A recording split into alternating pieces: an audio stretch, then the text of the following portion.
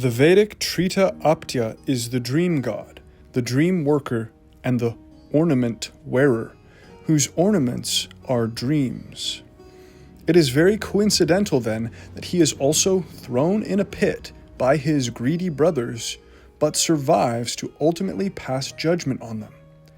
This basic story skeleton is already uncannily the same as that of Joseph, son of Israel/Jacob from Genesis. The basic Trita myth already exists in the Rig Veda. From Rig Veda 1.105, verse 17, quote, Trita, set down in a well, calls upon the gods for help. Brihaspati has heard this, making a broad space from narrowness. Unquote. The eminent medieval commentator Sayana comments on this hymn that Trita was thrown down into a well by his brothers Ekata and Dvaita, and composed a hymn to the gods there, while preparing the sacrificial soma. He cites a version of the story from the Shatyayana school, whose lost Shatyayani Brahmana preceded the Shatapatha and Jaiminiya Brahmanas in which Shatyayani himself is mentioned, consistent with his being earlier. This version of the story is mostly consistent with the Rig Veda 1.105 version, while providing additional details. As Sayana comments on Rig Veda 1.105, quote, the teachers of the Shatyayana school relate this history. Long ago there were 3 sages, Ekata, Dvaita, and Trita. While traveling through a desert wilderness, they became parched with thirst and found a well. Trita entered the well to fetch water. After drinking himself, he drew water up for the other 2. However, after drinking, the other 2, Ekata and Dvaita, pushed Trita back into the well, stole all his wealth, covered the mouth of the well with a chariot wheel, and departed. Unable to climb out, Trita prayed in his mind, "May all the gods rescue me." He then saw this hymn of praise. While lying at the bottom of the well, he looked up, saw the rays of the moon, and began to lament. Unquote. From Sayana, Commentary on Rig Veda 1.105. This version, in conjunction with the Rig Veda 1.105.17 line, confirms that before the Shatapatha Brahmana or the formalization of the Mahabharata, there existed a version of the Trita story in which he is placed in the well by his own brothers, and that in this version the motive was to take Trita's wealth.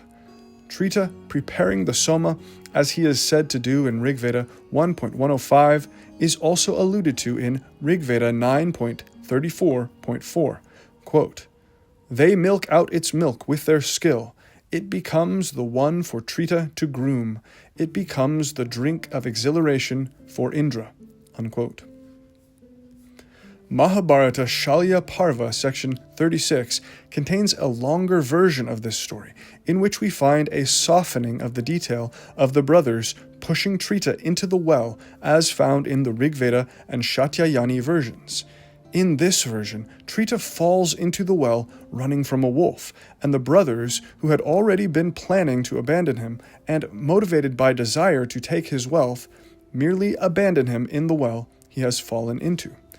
Presumably, the pushing of Trita into the well has been displaced onto the wolf so that the wolf can act as a sort of embodiment of this terrible act otherwise attributed to the brothers.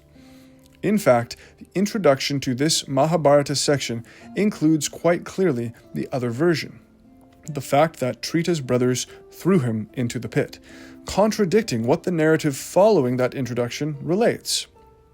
As the introductory frame of Shalya Parva, section 36, or in the Sanskrit edition, section 35, reads, quote, the great ascetic Trita had lived there. While in a hole, that high-souled one had drunk the soma juice. His 2 brothers, dashing him down into that pit, had returned to their home. That foremost of Brahmanas, Trita, had thereupon cursed them both. Unquote. Immediately thereafter, the full story is told as follows. with the very detail of the brothers throwing Trita in the hole transferred to a wolf. Quote, "In a former yuga, O king, there were 3 brothers that were ascetics. They were called Ekata, Dvaita, and Trita, and all 3 were endued with effulgence like that of the sun. They were like lords of the creation and were blessed with children. Utterers of Brahma, they had, by their penances, acquired the privilege of attaining to the regions of Brahman after death. With their penances, vows, and self-restraint, their sire Gautama, who was ever devoted to virtue, became highly and always pleased with them. Having obtained great joy in consequence of his sons, the adorable Gautama, after passing a long life here, went at last to the region in the other world that was fit for him. Those kings, however, O monarch, that had been the Yajamanas of Gautama, continued to worship Gautama's sons after the sire had proceeded to heaven. Amongst them, however, Trita, by his acts and study of the Vedas, O king, became the foremost, even like his sire Gautama. Then all the highly blessed ascetics, characterized by righteousness, began to worship Trita as they had worshipped his sire Gautama before him. Once upon a time, the 2 brothers, Ekata and Dvaita, thought of performing a sacrifice and became anxious for wealth. The plan they formed, O scorcher of foes, was to take Trita with them, and calling upon all their Yajamanas, and collecting the needful number of animals, they would joyfully drink the soma juice and acquire the great merits of sacrifice. The 3 brothers then, O monarch, did as settled, calling upon all their Yajamanas for obtaining animals and assisting them in their sacrifices, and receiving a large number of animals from them, and having duly accepted them in gift in consequence of those priestly services which they rendered, those high-souled and great rishis came towards the east. Trita, O king, with a cheerful heart, was walking before them. Ekata and Dvaita were in his rear, bringing up the animals. Beholding that large herd of animals, they began to reflect as to how they too could appropriate that property without giving a share unto Trita. Hear, O king, what those 2 sinful wretches, Ekata and Dvaita, said while conversing with each other. They said, Trita is skilled in assisting at sacrifices. Trita is devoted to the Vedas. Trita is capable of earning many other kine. Let us too, therefore, go away, taking the kine with us. Let Trita go whithersoever he chooses, without being in our company. As they proceeded, night came upon them on the way. They then saw a wolf before them. Not far from that spot was a deep hole on the bank of the Sarasvati. Trita, who was in advance of his brothers, seeing the wolf, ran in fright and fell into that hole. That hole was fathomless and terrible and capable of inspiring all creatures with fear. Then Trita, O king, that best of ascetics, from within that hole began to utter wails of woe. His 2 brothers heard his cries. Understanding that he had fallen into a pit, his brothers, Ekata and Dvaita, moved by fear of the wolf, as also by temptation, went on, deserting their brother. Thus deserted by his 2 brothers, who were moved by the temptation of appropriating those animals, the great ascetic Trita, O king, while within that lonely well, covered with dust and herbs and creepers, thought himself plunged, O chief of the Bharatas, into hell itself, like a sinful wretch. He feared to die, inasmuch as he had not earned the merit of drinking soma juice. Possessed of great wisdom, he began to reflect with the aid of his intelligence as to how he could succeed in drinking soma even there. While thinking on that subject, the great ascetic, standing in that pit, beheld a creeper hanging down into it in course of its growth. Although the pit was dry, the sage imagined the existence of water and of sacrificial fires there. Constituting himself the Hotri in imagination, the great ascetic imagined the creeper he saw to be the soma plant. He then mentally uttered the richas, the yayushas, and the samans that were necessary for performance of a sacrifice. The pebbles lying at the bottom of the well, Trita converted into grains of sugar in imagination.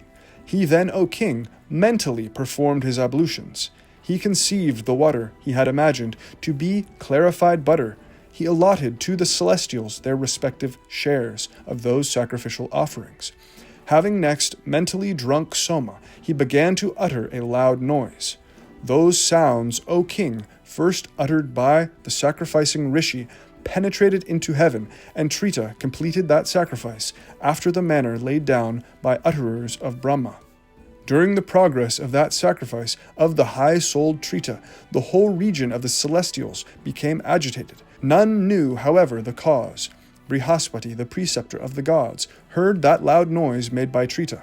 The priests of the celestials said unto the latter, Trita is performing a sacrifice. We must go there, ye gods. Endued with great ascetic merit, if angry he is competent to create other gods. Hearing these words of Brihaspati, all the gods, united together, repaired to that spot where the sacrifice of Trita was going on. Having proceeded to that spot, the gods beheld the high-souled Trita installed in the performance of his sacrifice. Beholding that high-souled one, resplendent with beauty, the gods addressed him, saying, We have come hither for our shares in thy offerings. The rishi said unto them, Behold me, ye denizens of heaven, fallen into this terrible well, almost deprived of my senses. Then Trita, O monarch, duly gave unto them their shares with proper mantras. The gods took them and became very glad. Having duly obtained their allotted shares, the denizens of heaven, gratified with him, gave him such boons as he desired. The boon, however, that he solicited was that the gods should relieve him from his distressful situation in the well. He also said, Let him that bathes in this well have the end that is attained by persons that have drunk Soma. At these words, O king, the Sarasvati with her waves appeared within that well. Raised aloft by her, Trita came up and worshipped the denizens of heaven. The gods then said unto him, Be it as thou wishest. All of them then, O king, went to the place whence they had come, and Trita, filled with joy, proceeded to his own abode. Meeting with those two rishis, his brothers, he became enraged with them, possessed of great ascetic merit. He said certain harsh words unto them, and cursed them, saying, Since, moved by covetousness, you ran away, deserting me, therefore you shall become fierce wolves, with sharp teeth, and range the forest, cursed by me in consequence of that sinful act of yours. The offspring also that you shall have will consist of leopards and bears and apes. After Trita had said these words, O monarch, his two brothers were seen to be, very soon, transformed into these shapes, in consequence of the words of that truthful sage. So, Trita is liked best of all the ascetics, and even worshipped above them, as Joseph is most loved and singled out by his father, and bowed to in two dreams of his. In both cases, the hero appears to be the youngest, or at least an ambiguously younger, son than his brothers. The case is less clearly defined for Joseph, but he is called the son of Jacob's old age in Genesis 37:3. The motive for pushing or abandoning Trita in the well in each version of his story appears to be the taking of his wealth of animals. But an underlying jealousy of his being most worshipped may be implicit in the disproportionate worship Trita gets at the expense of his brothers and their desire to then abandon him. In Genesis, Joseph's brothers ultimately plan to sell him from out of the pit for profit and end up also taking his coat, though they use it only as part of a ruse to explain his disappearance. It is of slight interest that the Mahabharata version has a wolf chasing Trita into the well, while in Genesis the brothers claim that a wild animal has eaten Joseph. The former detail could have influenced the latter, and we will return to this. Trita is a dream worker and a dream ornament wearer already in the Rig Veda. Rig Veda 8.47.13 through 17 asks Dawn to send away the bad dream to Trita, who eats such dreams and wears them on his body as ornaments. Quote, Whatever is ill done in the open, whatever in secret, O gods, all that set on Trita Aptya, far away from us. The bad dream in the cattle, and the one in us, O daughter of heaven, carry it away to Trita Aptya, O far radiant one.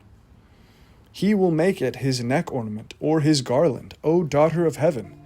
The whole bad dream we consign to Trita Aptya, to the one who has it as his food and as his work, to the one reverently approaching it as his portion. To Trita and to Dvaita, O dawn, carry the bad dream, just as we bring back a 16th, then an 8th, then the whole debt. Even so, we bring the whole bad dream to Aptya. Unquote. Even this small detail of the dream receiver/dream worker wearing ornaments that are dreams reminds of Joseph and his, quote, ornamented coat, unquote, ketonet pasim, when you look at it in context of the parallel of Trita, son of Aptya, and his Iranic mythic cognate and linguistic near cognate, Thraitona, aka Fereydun, son of Athbia/Aswian. See as follows, quote, other sons of Aswian were Barmayun and Katayun. Fereydun was more glorious than them, unquote. Fereydun was more glorious than them, ergo, in one version noted below, they tried to kill him. This matches the reason that Joseph is thrown in the pit by his brothers. The foreign king that Fereydun and his brothers end up journeying toward and confronting also has an ominous bad dream that must be interpreted. Thus, the combination of the shining glory of Fereydun that outshines his brothers, the brothers' jealousy and trying to kill Fereydun, and the bad dream of the opposing king is all consistent with the Joseph story, and these elements are found together as a package in the Fereydun/Trita mythos, which gives the parallel a higher degree of significance. Regarding the connection of Trita and Thraitona, see Julius Egling, who says in a footnote in his Shatapatha Brahmana translation, from Shatapatha Brahmana 1.2.3, footnote 47.3, quote, on the connection between Trita, or Traitana, and the Iranian Thraitona, or Fereydun, son of Athfia, see E. Bournouf, Journal Asiatic 5, 120, R. Roth, Zeitschrift Die Deutsch Morg Gess 2, page 216, unquote. The king in the Fereydun story is Zahak, and it is Fereydun himself who arrives to overthrow him and who his dream foretells. Quote, Zahak, in the beginning of Fereydun's story in Shahnameh, has a dream that 3 people are approaching him. The youngest of the 3, who appears as the most glorious, smites Zahak with a bull-headed mace and enchains him. Subsequently, the other 2 brothers get jealous toward Fereydun and try to kill him. The same narrative is in Zain al-Akbar. Fereydun's relation with the number 3 doesn't end here. He has 3 sons, Salm, Tur, and Iraj, of whom the youngest, Iraj, has more worthiness and glory, just like Fereydun himself. Al-Bada wa Tariq also mentions Zahak's dream. Quote, he dreamed an angel came down from the sky and beat him with an iron-made mace. Unquote, unquote. The king Zahak thus is in the place of the pharaoh of Joseph's story. Before Fereydun is born, Zahak has an ominous dream of an opponent overthrowing him. Fereydun, equivalent of the dream-wearing, dream-working god Trita, is born and arrives as fulfillment of the ominous dream. In one version, his brothers get jealous and try to kill him due to his glory. As in the Vedic version, Trita is thrown in the well by his jealous brothers, while in the Shahnameh version, the jealous brothers' attack seems to be displaced onto the 3 sons of Fereydun. Despite the clear differences, once again, the package of constant elements here, especially when the Vedic Trita and Iranic Fereydun material is compared and combined, supports the idea of a core thread of Joseph's story being borrowed from an Indo-Iranic source or sources. The fact that the Joseph story appears encircled by the stories of Abraham, Isaac, and Jacob on one side, and Moses and Aaron on the other, story clusters that are demonstrably sourced in large part from Indian sources, adds weight to the conclusion that the Joseph parallel to the Indian and Iranic Trita/Fereydun stories should not be seen as coincidental. Given the strong and specific Indo-Iranic-like nature of the Joseph mythemes, the adaptation of the Joseph stories would likely have been part of the larger adaptation project of the Indian sources. With the precedence of the other patriarch story adaptations, in which more than one Indic motif is often combined together, and these then interwoven with Near Eastern and Hebrew or other strands, we can see how this can again be the case for the final product of the Joseph story. Still, the Joseph material presents a somewhat unique case, even from this perspective.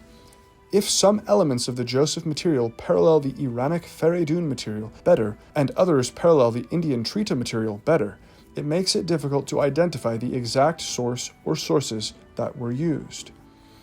We are then left to speculate whether the Joseph story points to an Iranic version which retained many more Indic-like elements at the time of borrowing, which were partly lost by the time of the Shahnameh and the other texts containing the Fereydun story that we have, seemingly unlikely, or if the Indian texts were once again being used as the basis, as with the surrounding patriarch stories, and that the Iranic parallel of the Vedic story was learnedly understood and then brought in as additional material. This appears most likely to me. Or again, if there was an Iranic version of the story that was already being influenced by the interchange with Indian versions of the story, and the Hebrew adapter was accessing an already hybridized, cross-pollinated version. It may not be possible to exactly answer this particular question, but considering the various possible ways that a hybrid or perhaps a particular archaic version of the Trita/Fereydun mythos was used as the material for the Joseph story, may in itself help in envisioning how the adapter was working and what kinds of sources he may have been using. The salient point is that the material used in this Indo-Iranic adaptation project may not have been solely Indian, but may have also included Persian texts hybridized with the Indic material at some point, or preserved in a lost archaic form, or it requires something like a now lost Indian version of the Trita story that contained some of the elements that now survive mainly in the Iranic Fereydun story, etc. The one-to-one plot beats shared between the Mahabharata Trita story and Genesis 37 are very striking, and we should walk through them in more detail now that the introductory groundwork is established. Like with Joseph, the story of Trita, a figure who works with and wears dreams, begins by explaining that he was beloved more than his brothers. In fact, as Joseph has two dreams that he is being kneeled before by his brothers, father, and even the sun, moon, and stars, the opening of the Trita story says that Trita was actually worshipped above his two brothers by the best ascetics and kings. What was a scene of direct worship of one brother above the other brothers in the Indian story has simply been transferred into a dream in the Joseph story, displaced from present reality to the dream world. This is a basic euhemerization move. In the Indian tradition, Trita is a sage, but also a divinity. But Joseph is a mere human, and the story cannot have him actually worshipped in the way that Trita is. The aggravating worship of Trita over his brothers had to be turned into an aggravating dream of what is essentially the same thing. From the Mahabharata, quote, "Those kings, however, O monarch, that had been the Yajamanas, lords of sacrifice, of Gautama, father of Trita, continued to worship Gautama's sons after the sire had proceeded to heaven. Amongst them, however, Trita, by his acts and study of the Vedas, O king, became the foremost, even like his sire Gautama. Then all the highly blessed ascetics, characterized by righteousness, began to worship Trita as they had worshipped his sire Gautama before him." Unquote. Genesis 37, 3-10, quote, "Now Israel loved Joseph more than any other of his children, because he was the son of his old age, and he made him an ornamented robe. But when his brothers saw that their father loved him more than all his brothers, they hated him and could not speak peaceably to him. Once Joseph had a dream, and when he told it to his brothers, they hated him even more. He said to them, 'Listen to this dream that I dreamed. There we were, binding sheaves in the field. Suddenly my sheaf rose and stood upright. Then your sheaves gathered around it and bowed down to my sheaf.' His brothers said to him, Are you indeed to reign over us? Are you indeed to have dominion over us? So they hated him even more because of his dream and his words. He had another dream, and told it to his brothers, saying, Look, I have had another dream. The sun, the moon, and 11 stars were bowing to me. But when he told it to his father and to his brothers, his father rebuked him and said to him, What kind of dream is this that you have had? Shall we indeed come, I and your mother and your brothers, and bow to the ground before you? So his brothers were jealous of him, but his father kept the matter in mind. Notably, the description of Fereydun's birth in the Shahnameh says that, quote, the turning heavens passed over Fereydun and cherished him with loving kindness, unquote. The prophecy before his birth says, quote, When he grows to be a man, he will lift his head up to the moon and seek the crown and throne and royal belt, unquote. And his appearance is described as, quote, topped by the new moon, unquote, when he takes the throne. The immediate next thing in the Trita story is that he and his brothers set out to perform sacrifice for some wealthy people, since Trita and his brothers are seer priests, and receive many animals as payment for doing so. They are then walking back with their newly earned animals when the two brothers begin to plot abandoning and robbing Trita. The same basic plot sequence is found in the Joseph story, minus there being sacrificial priests. If Joseph and his brothers are converted from Vedic sacrificial priests to more simple Israelite herders, they are now made to go pasture the herds in the moment equivalent to Trita and his brothers going to give sacrifice. Both of these are then their occupation within their native context. The brothers of Joseph are thus walking along with their herd of animals when they begin to plot getting rid of Joseph. So identical in both is the leaving home to perform some work, whatever their occupation pertains to in this version of the story, then a scene where they are walking with their animals, which are connected to that occupation. And in both stories, the more worshipped brother is a little distance away when his brothers begin to plot getting rid of him. In the case of Trita, Trita is walking a bit ahead of his other brothers when they begin to conspire, speaking aloud to one another. In the case of Joseph, he is approaching from a distance and has not reached them yet when they begin to conspire, speaking aloud to one another. Either way, the plot beat hits in the same sequence and in essentially the same way. From the Mahabharata, quote, calling upon all their yajamanas for obtaining animals and assisting them in their sacrifices and receiving a large number of animals from them, and having duly accepted them in gift in consequence of those priestly services which they rendered, those high-souled and great rishis came towards the east, unquote. From Genesis 37:12, quote, Now his brothers went to pasture their father's flock near Shechem, unquote. In the Mahabharata version, Trita, quote, was walking before them, Ekata and Dvaita were in his rear, bringing up the animals.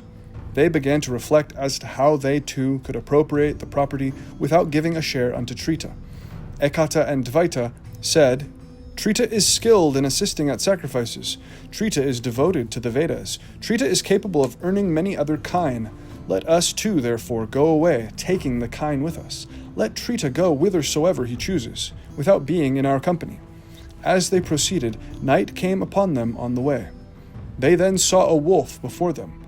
Not far from that spot was a deep hole on the bank of the Sarasvati. Trita, who was in advance of his brothers, seeing the wolf, ran in fright and fell into that hole, unquote. Genesis has, quote, They saw him, Joseph, from a distance, and before he came near to them, they conspired to kill him. They said to one another, Here comes this dreamer. Come now, let us kill him and throw him into one of the pits. Then we shall say that a wild animal has devoured him, unquote.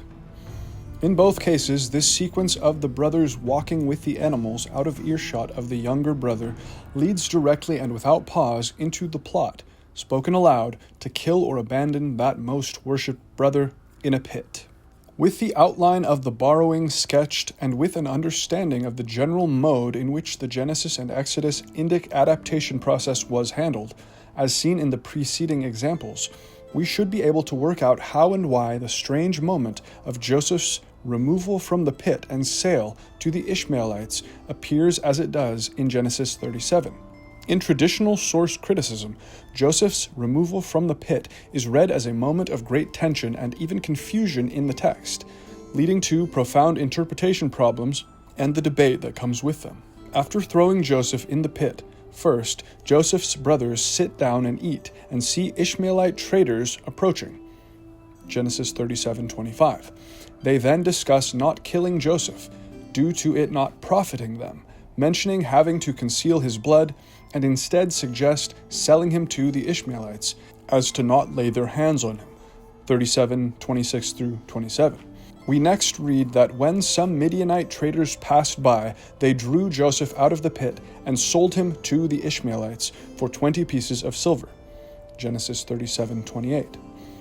The documentary hypothesis tradition has developed a somewhat pat solution to the problems posed in this disjointed and potentially contradictory account. By positing that the sources J and E contained separate versions of this story originally, the DH model can posit one tradition naming Midianites as the traders, and the other naming Ishmaelites, and a redactor wanting to preserve both traditions, awkwardly yet smoothly combining them both and giving the two tribes separate roles in the trade-off of Joseph. This is attractive in some ways, but perhaps no solution to this textual knot will ever be without loose threads. My concern and ability is not to trace the exact process of redaction of any text, but to show what an understanding of the source text, here the Trita story, can tell us. When we lay out the evident underlying Trita structure and see how it connects to the Joseph story that we have, a different set of conclusions about the composition of the Midianite/Ishmaelite confusion emerges. Firstly, in the adaptation from the Indian sources, as we have seen, one of the first and most determinative concerns is the euhemerization of god myths into stories of humans, and the making mundane of things too exotic or outlandish that had been central to the Indic or other sources. In this process, we have found a profound respect for the mythic and magical roles from the original source operating even as these are made mundane and human. That is, there is apparent in the adapter's procedure a considerable pressure to not throw away a given plot point or divine act, but to retain and repurpose each in the adaptation if possible. Some things from the original Indian or other source do get lost or removed, but we get the sense that the adapter saw a sort of magical power in the original plot points and divine acts, valued them immensely, and wanted to retain them as much as possible, even if they were covered with a veil of humanity and transferred to his own fresh narrative purposes. As such, it is striking that the sequence of events found in the Trita story while he is in the pit, as found in the Mahabharata version, with its magical and divine moments, is quite well mirrored in the actions told in the Joseph story while he is in the pit, despite the magic and divinity being strongly masked in the latter case, as we would expect. In the Trita story, we recall that he falls or is thrown into a pit well, and the pit is explicitly said to be without water, quote, although the pit was dry, unquote. In Genesis 37, the brothers throw him into the pit cistern, and it is also said explicitly that it is dry, quote, the pit was empty, there was no water in it, unquote. 37:24. Now what Trita does in the well is much more than what Joseph does, as far as we are told. Trita begins to perform a mental sacrifice, and by his ascetic power to materialize water, which he converts to clarified butter, soma, and also sugar, 3 sacrificial substances, along with a sacrificial fire. He himself drinks the soma, and the result of the 3 substances are apportioned for the gods to come and consume as well. During the time that Joseph is in the well, he is not heard from, but curiously, at this very moment the brothers sit to eat, and Ishmaelite traders appear with 3 precious substances: gum, balm, and resin or myrrh. In the Trita story, the activity of Trita in the well agitates the gods, led by Brihaspati, who urgently proposes what must be done with the one in the pit, who is the source of agitation. His proposal is to go to Trita and so dissipate the agitation by accepting the sacrifice and probably removing him from the pit. While he expresses anxiety about the threat of his magical power if he is ignored and left to die in the pit. Quote, Trita is performing a sacrifice. We must go there, ye gods. Endued with great ascetic merit, if angry, he is competent to create other gods. Unquote. In Genesis, Joseph's brother Judah is apparently agitated by the problem Joseph poses in the pit, at least by the absence of profit for the risk and work of murdering or abandoning him, and so urgently proposes what he thinks must be done with the one in the pit who is the source of the tension. His proposal is to go to the one in the pit and dissipate the problem, removing him from the pit and selling him, while he expresses anxiety about the missed profit and possible blood guilt risked if this is not done. Quote, Then Judah said to his brothers, What profit is it if we kill our brother and conceal his blood? Come, let us sell him to the Ishamaelites and not lay our hands on him, for he is our brother, our own flesh. In the Trita story, the gods then go and partake of the sacrifice of Trita, which Trita had drunk soma of first, while the brothers of Joseph are assumed to be eating during the scene of Judah's plan. In the Trita story, the gods then ask Trita what boon he wishes. He requests to be rescued from the pit, and so the goddess Saraswati and her waters suddenly fill the pit, and this goddess lifts him out. Quote, At these words, O king, the Saraswati with her waves appeared within that well. Raised aloft by her, Trita came up and worshipped the denizens of heaven. Unquote. In the Joseph story, Midianite traders appear quite suddenly, and then in the moment of unclarity, quote, they, unquote, lift Joseph out and sell him to the Ishmaelites. Quote, When some Midianite traders passed by, they drew Joseph up, lifting him out of the pit, and sold him to the Ishmaelites for 20 pieces of silver. And they took Joseph to Egypt. Unquote. Genesis 37:28. Regardless of whether every step of composition is explicable, based on the understanding of the Trita source and the euhemerization process, it is relatively clear what narrative slots are the result of this source and this euhemerization. The brothers sitting to eat at the very moment after Joseph is thrown in the pit is a major coincidence in this context. Read blindly within a story of humans, as the story of Joseph is, it does not catch our attention. People eat all the time. The brothers must convene to discuss and refresh themselves. But from a compositional perspective, having a scene of a meal at this exact point is a deliberate choice. In fact, the composer did not have to have the brothers or anyone eat precisely here. The fact that the timing of this meal perfectly coincides with what happens as soon as Trita goes into the pit, and understanding that the Trita story is the likely source material, it is difficult to allow for this moment of eating in the Genesis story to be a coincidence. We have seen already in the story of Isaac's conception, where the 3 men, quote unquote, are given a meal by Sarah and Abraham, that an outwardly mundane meal can conceal a mythic sacrifice underneath. A meal is a symbol of the sacrifice. The transformation into a mundane meal is part of the point of the euhemerization. Of course it appears as a mundane meal. The coincidence of the timing of the meal is compounded within the very same sentence, as if to make sure these elements are linked, when the Ishmaelites appear with the 3 precious substances, gum, nakot, balm, usari, and myrrh/resin/laudanum, walot. The gum could equate to the sugar, the balm to the clarified butter, and the myrrh/resin/laudanum might equate to the soma. However, it seems equally plausible that 3 precious substances were chosen because they made a meaningful trio of sacrificial offerings to the adapter, rather than matching the Indian substances precisely in a one-to-one fashion. Of course, no one eats these substances in the Genesis 37 scene, and the brothers are eating their own separate food already. Yet 2 timely coincidences, when combined, do not equate to 0, and we cannot take the shifting of elements for an excuse to ignore their appearance on the scene. In this sense, while the brothers of Joseph in this particular section are mainly taking the role of the gods led by Brihaspati in the Trita story, who come and consume the sacrifice, the Ishmaelites are taking the role of Trita himself in this moment, causing to appear the three precious substances, bringing them into the scene of the meal at the very moment of consumption, or they are taking the role of the sacrificial fire, that which holds and conveys the three precious substances during the rite. We can deduce the euhemerization thought process like this.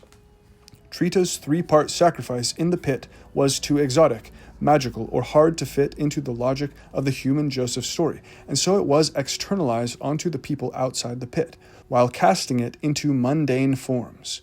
The Ishmaelites are then like the externalized embodiment of Joseph's spirit, so to speak, or his sacrificial fire, bringing the three sacred substances into the sacred space of the pit and meal, while Joseph himself is silent in the pit.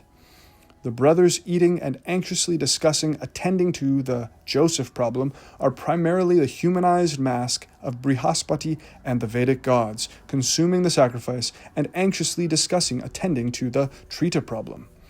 Of course, in the Genesis version, they still maintain the dramatic role of the scheming brothers, and these roles become esoterically overlaid. The externalization and mundanification of Trita's sacrificial offering in the pit into the Genesis scene explains why Joseph is so silent and unremarked while he is in his pit. All of the events that occurred in the pit in the source material were too supernatural and inexplicable, and they are now what those around the pit in Joseph's story are being made to do instead. This was a compositional choice. Joseph's would-be pit activities are now taken over by the caravan of the Ishmaelites and the food the brothers eat. Perhaps Joseph's pure spirit is esoterically driving the actions on the surface as he sits with pure heart down below. Though unspoken, perhaps he is praying to God. But as we have the scene, Joseph has nothing else to do or say once the euhemerization process has converted the pit activities into a form that the composer of the Joseph story feels they can use, and these activities are plainly moved to the surface. In the Trita story, it is the gods who then lift Trita out of the pit right after consuming the sacrificial portion, while it is suddenly appearing Midianites who, we will accept for argument despite the unclear language, do so in Genesis 37. But it is in fact a newly appearing deity within the Trita story who does the lifting in that case. A deity who had not been mentioned prior to this moment in the story and who appears very much suddenly. This is Sarasvati, whose waters lift and make Trita come up and out. Quote, Sarasvati appeared/sprang up, unquote. Sarasvati appeared/sprang up, then equals Midianite traders passed by. Raised aloft by her, Trita came up, equals they drew Joseph up, lifting him out of the pit. Notice that even this double composition quirk of the source sentence is mirrored in the Genesis sentence, as each carries through into the English translations as well. Trita is raised aloft by Saraswati, and then somewhat redundantly it says, Trita came up. Joseph is drawn up by the Midianites, who are then described as lifting him out, making the direct phrase matches, quote, raised aloft by her, unquote, equals, quote, they drew Joseph up, unquote, and, quote, Trita came up, unquote, equals, quote, lifting him out, unquote. Why the raising action of Joseph has to be described twice in one sentence, first with a bit more weight on the one doing the raising, and then with a bit more on the one being lifted, is not explained if this sentence in Genesis 37:28 is assumed to be a native composition by a Genesis source composer or redactor, unrelated to the Indian source. The Genesis author could as easily have said, quote, they drew Joseph up, unquote, and left it at that. Yet they added the second, not strictly necessary verb, a mirror of what the Mahabharata author also chose to do at the exactly equivalent moment. We will look a bit more at the verbs in these double constructions below, but note how this double lifting has stuck out like a sore thumb to scholars and translators of the Genesis verse. The NIV, for instance, sensing a redundancy and trying to smooth out the language as they feel it should read, translates the verse with, quote, his brothers pulled Joseph up out of the cistern, unquote, while source critic Joel Baden, also seeming to feel that the line should not have a redundant extra lifting verb, gives likewise, quote, they pulled Joseph up out of the pit, unquote, from Baden, The Composition of the Pentateuch, page 65, unquote. But the original Hebrew has two verbs here, hence why the more literal NRSVUE gives, quote, they drew Joseph up, lifting him out of the pit, unquote. They drew him up, lifting him out. What, quote, they pulled Joseph up and out, unquote, does is simultaneously removes one of the verbs, but also, as the NRSVU even does, makes the second directional marker out rather than up. Yet the second verb in the Hebrew is clearly 'LH, to ascend/go up in the causative form, and does not strictly mean to go out.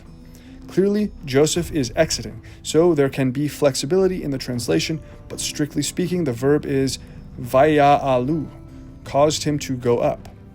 So the translations, especially the NIV and that of Baden, seem to want to smooth out the repetitious double verb, which otherwise might look like, quote, they drew and lifted Joseph up. Two verbs linked together in the upward direction indicated by the second verb, and not out in the literal reading. But the instinct to smooth or eliminate the second verb right at this point is itself evidence. The seeming redundancy of the double verb that does not make great intuitive sense on the surface is found prefigured in the Indian source precisely in the equivalent highly charged moment where the hero is, quote, raised aloft, unquote, and made to, quote, come up, unquote. If this claim is accurate, the double verb of Genesis 37:28 is not a mistake to be removed. It is a monumental smoking gun, and is possibly a crucial part of the ritual language the adapter was carrying over from the carefully worded Mahabharata source. This much should explain which narrative slots are the result of the original source material and the euhemerization process it was put through.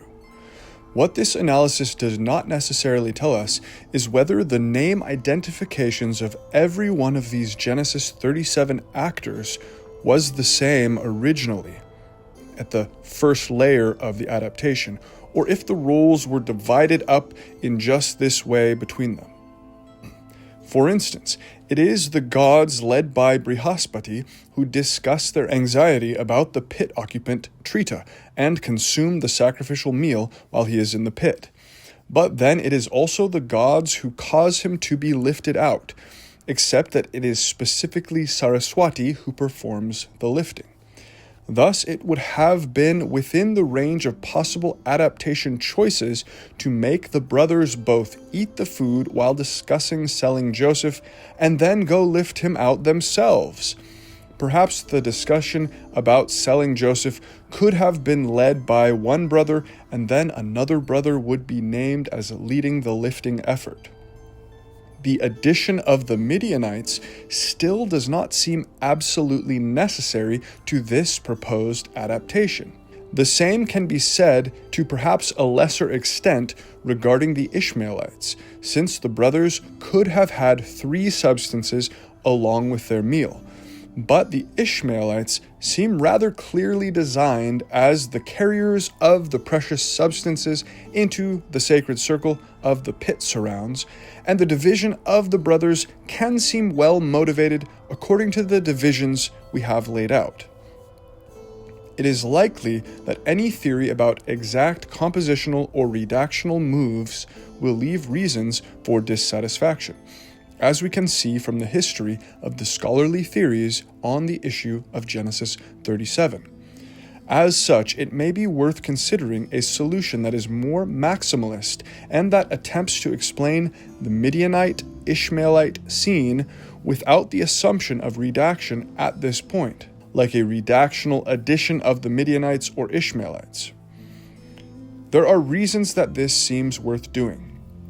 The narrative slot of the ones who pull the pit hero out of the pit should, if strictly matching the Indian source, be members of the same group that is consuming the meal while the hero is in that pit.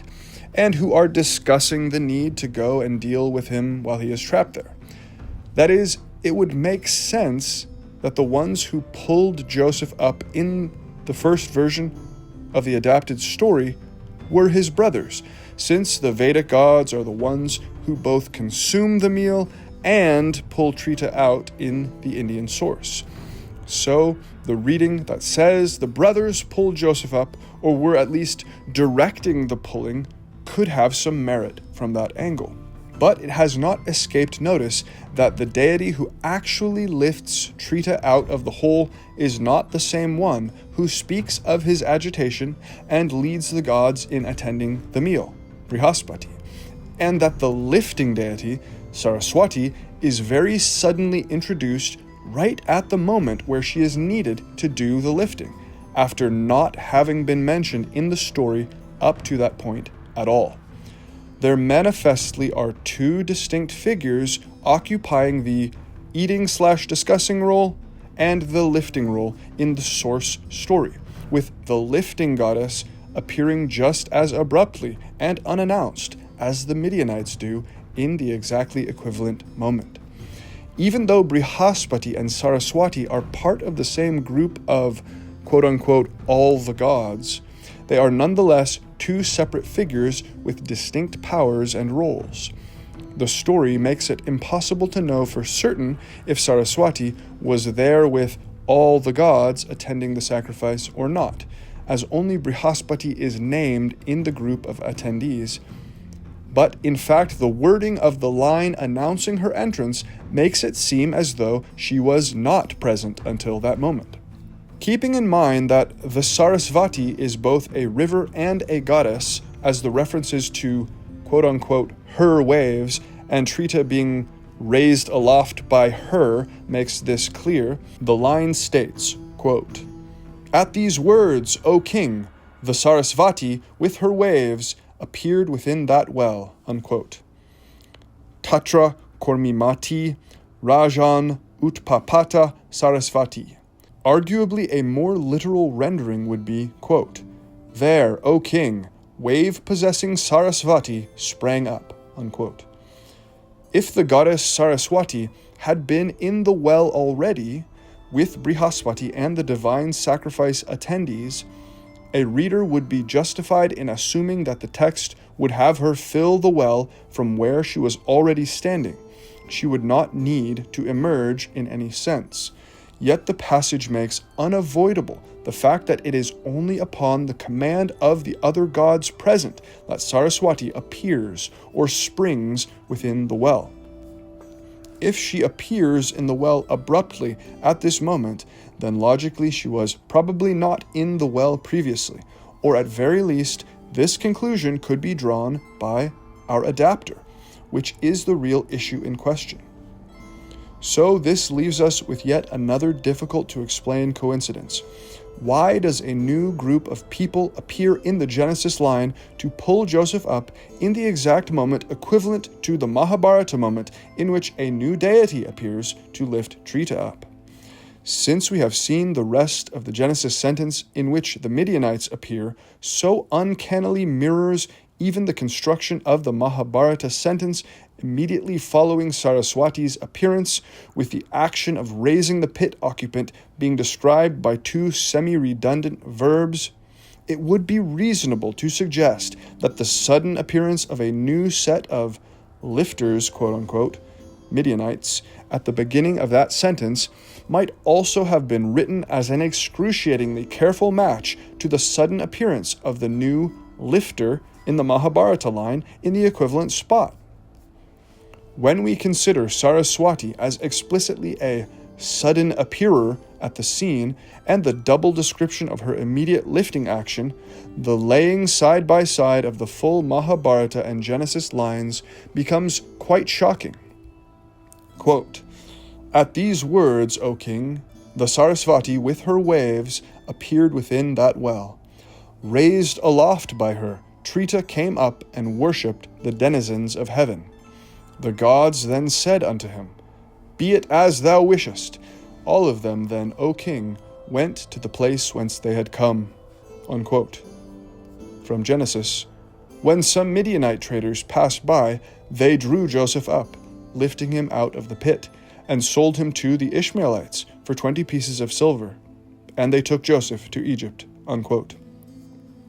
With how well these lines align in their very constructions, one would almost be tempted to accuse the composer of lazy faithfulness to the source, considering also how, quote, "and worship the denizens of heaven," unquote, appears plausibly to have been direct swapped for, quote, "and sold him to the Ishamaelites for 20 pieces of silver," unquote. And the concluding, quote, "all of them then, O king, went to the place whence they had come," unquote, appears simply swapped out for, quote, "and they took Joseph to Egypt," unquote. Both of these indicating the destination of the pit hero within their story, which has been changed in Joseph's case. Ultimately, the, quote, "appearing effect," unquote, on the model of Saraswati simply does not work, is entirely lost if the one who is supposed to appear is already there, like the brothers are in the Genesis scene. Thus, the brothers could not have been used for this role logically. To keep the magic-like appearing effect, the lifter had to be a new entry to the scene and had to actually appear, that is, with abruptness. The magical appearance effect cannot be lost, the author felt, and is not. This theory does not commit us to a theory of whether the Reuben empty pit finding scene was part of the original Hebrew composition phase or was a later add-on. It was not likely to be part of the original Indian source, if the version of the Indian source they had was like what has survived to us. But this theory does make the plausibility of the Reuben episode being a part of the initial adaptation composition effort seem more plausible. It gives more support for the possibility. It opens the space wider for it having been part of the initial grand plan of composition. If the Midianites were there as the lifters from the first adaptation from the Indian material, then Reuben, being ignorant of the Midianites lifting Joseph out of the pit, becomes more reasonable than it would otherwise be. There is more space for this addition, less direct contradiction, even though it was not likely of a piece with the source story.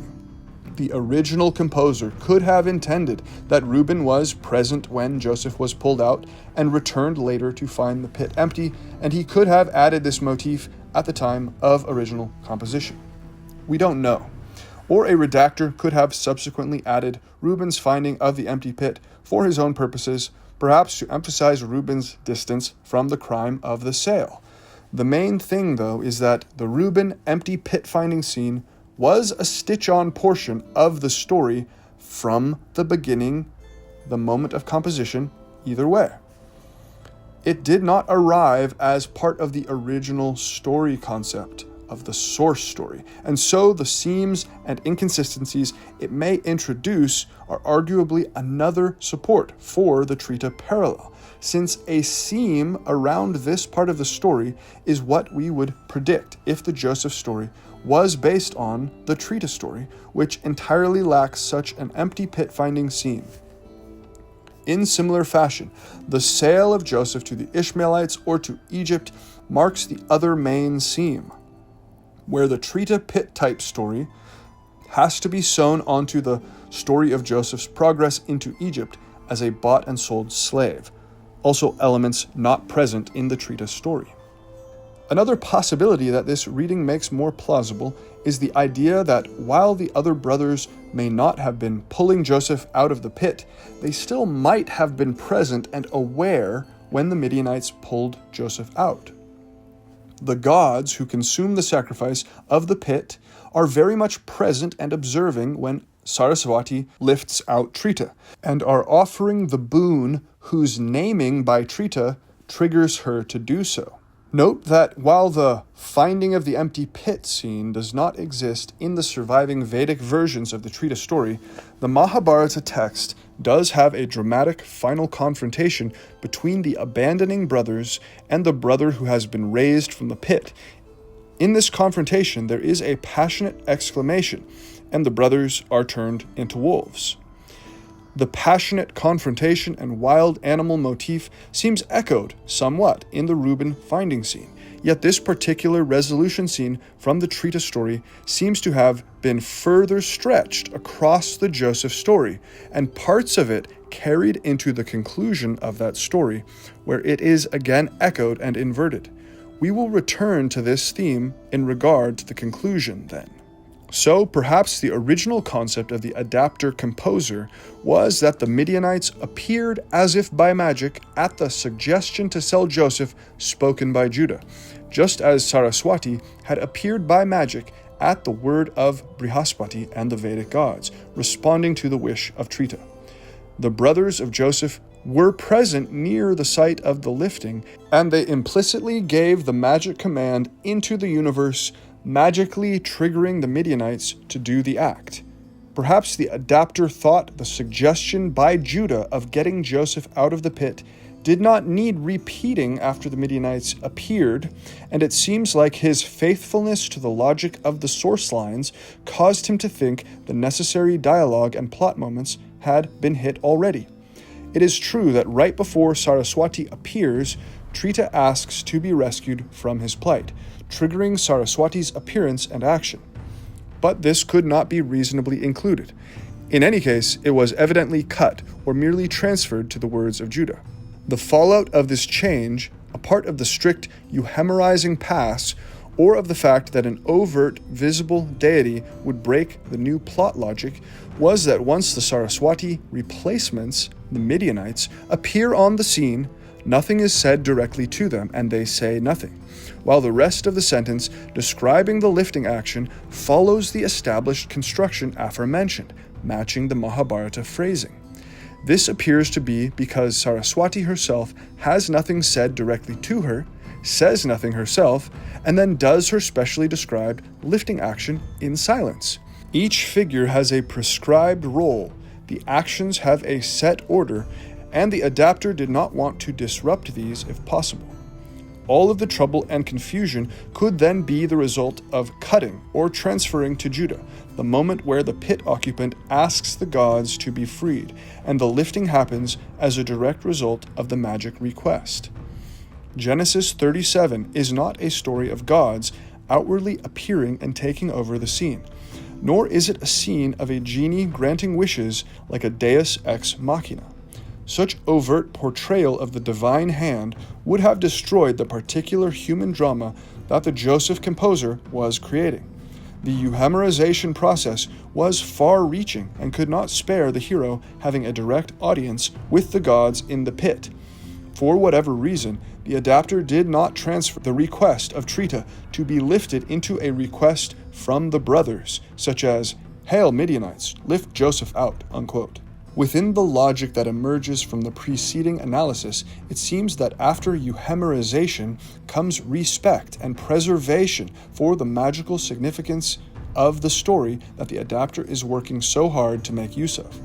It is not a command that makes Saraswati manifest in the Mahabharata story. It is an automatic boon granting following immediately upon a spoken request, the spoken request being treated thus like magic words. And the wish is not given after Saraswati appears, but is to make Saraswati appear. As this is an encoded magical ritual, the order evidently matters, and evidently very much. So once the Midianites have already been made to appear as if by the magic of Judah's suggestion, there is no logic from the Indian source to support them being asked directly to lift Joseph out, and so the adapter defaulted to leaving it be, having ordered the events into as close of a faithful rendering of the magical source logic as he could maintain while accomplishing the necessary euhemerization. If the brothers were assumed by the author to be present anyway and telling the Midianites to pull Joseph out, something that is unstated but possible in Genesis 37:28, then it would make the scene consistent with Joseph's statement that the brothers sold him into slavery. So perhaps this was the author's overarching intent, balanced with the complexity of the handoff found in his source on which he was exerting his attention. Perhaps the scene, as he arranged it, made good enough sense to him from this perspective, and the ambiguity of the subjects and verbs did not trouble him as long as he accomplished his primary goals of euhemerizing and staying close to the magical logic of the source. The adapter surely had other concerns to balance when making these compositional choices as well. For one, the need to connect the Trita pit-type story with the further adventures of Joseph in Egypt, particularly via his sale into slavery, must have been a need from the very beginning of the composition project. We have seen throughout these investigations that the borrowings from India and other material were frequently blended with motifs and tales from other sources, and that the final composite story was generally the point of the Hebrew composition, as far as we can tell. Some further parallels to Trita/Thraetona material in the Joseph in Egypt saga will support this claim that the Indian material adapter was the one with the grand composition plan, fully extending into the Egypt portion of the story from the start. So, a sale into Egypt or to slave traders on their way to Egypt was likely required early on in the composition process. If the selling of Joseph to slavers added a further layer of confusion to the lifting out moment, then this again may have simply been an ambiguity that the composer was willing to accept if he could accomplish the additional goal of getting Joseph sold to Egypt, on top of having done the euhemerization and conserved the source's magical logic. Clearly, the actual selling of Joseph to slavers is where much of the confusion enters in and source critics sharpen their scissors. See the possible contradiction of who sold Joseph to Egypt between Genesis 37:28, where the Midianites, quote, sold him to the Ishamaelites for 20 pieces of silver, and they took Joseph to Egypt, unquote. And 37:36, quote, meanwhile the Midianites had sold him in Egypt to Potiphar, unquote. We can see that the selling of Joseph was a stitch-on to the adapted Indian material. Thus, once again, the very fact that there is contradictoriness or the signs of a seam around this issue is further evidence that the Indian Trita material makes sense as the source of the pit scene, and that the sale was something the composer or later redactors were trying to sew in more or less awkwardly. Thus far, we can map the correspondences as follows. Trita is the most worshipped among his brothers. Joseph is worshipped over his brothers in 2 dreams. Trita is the youngest of his brothers. Joseph is ambiguously younger than most or all of his brothers. Trita wears dreams as ornaments. Joseph is called the dreamer and wears a special ornamented coat. Trita and brothers go away from home to attend a sacrifice and obtain animals. Joseph and brothers go away from home to pasture flocks. Trita and brothers are walking with the obtained animals. Joseph's brothers are walking with the flock animals. When Trita is a short distance away from them, ahead, they conspire to abandon him and take the animals. When Joseph is a short distance away from them, approaching, they conspire to kill him and throw him in a pit. Trita is thrown into a pit well. Joseph is thrown or chased into a pit cistern. The pit is without water. The pit is without water. 3 sacrificial substances appear via Trita materializing them. 3 rare substances appear via Ishamaelite traders. The gods, led by Brihaspati, speak anxiously about what to do with Trita. The brothers, led by Judah, speak anxiously about what to do with Joseph. The gods and Trita consume the portions. The brothers eat. Trita speaks the wish to be taken out of the pit. The gods' agreement is implicit. Judah speaks the suggestion to have Joseph taken out of the pit. The brothers agree. Saraswati appears suddenly after Brihaspati grants the wish, and she raises Trita aloft, and he comes up. The Midianites appear suddenly after the brothers agree to Judah's suggestion, and they draw Joseph up and lift him out. Trita visits heaven. Joseph is sold to Ishamaelites going to Egypt. Trita is sent bad dreams and eats them. Joseph is a magnet for dreams and neutralizes bad dreams. It also seems plausible that the composer was at least somewhat conscious of the attachment of guilt from the crimes, both the crime of throwing Joseph into the pit and potentially killing him, and of selling him into slavery.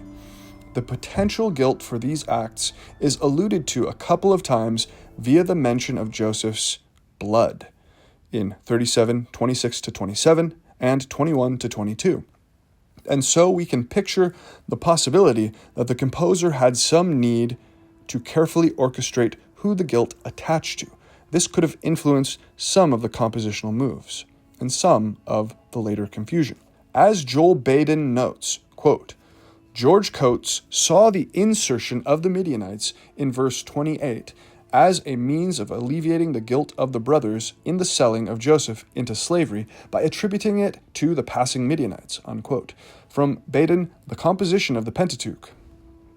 The confusion between the Midianites and Ishmaelites creates a sort of blur that, intentionally or not, has the effect of a guilt buffer, and it is possible the adapter left this detail open-ended to exploit the cognitive vacuum for the build-up of tension to his grand conclusion in Egypt.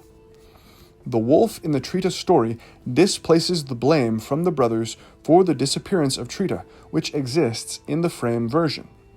The wild animal in the Joseph story displaces blame from the brothers for the death, actually disappearance, of Joseph, which had occurred in the story.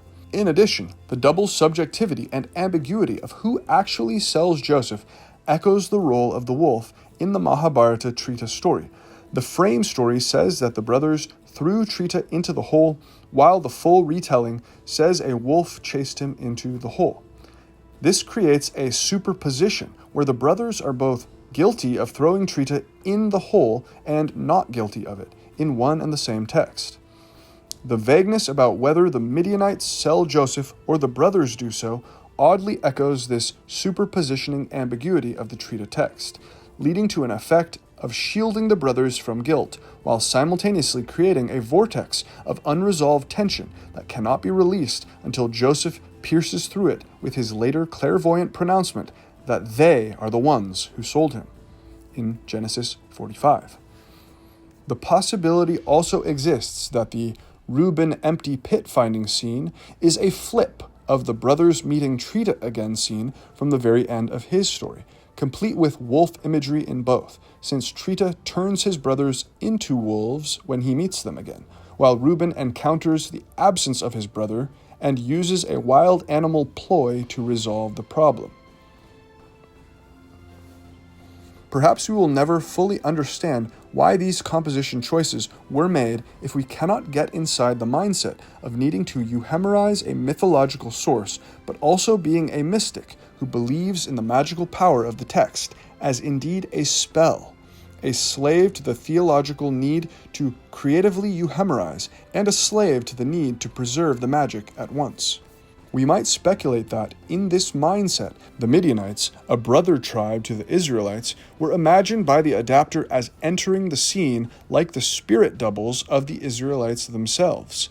The sudden appearer who lifts Trita, Saraswati, is technically a member of the same group of gods who are consuming the sacrificial meal in the Indian source, but she has a distinct role and separate entry to the scene.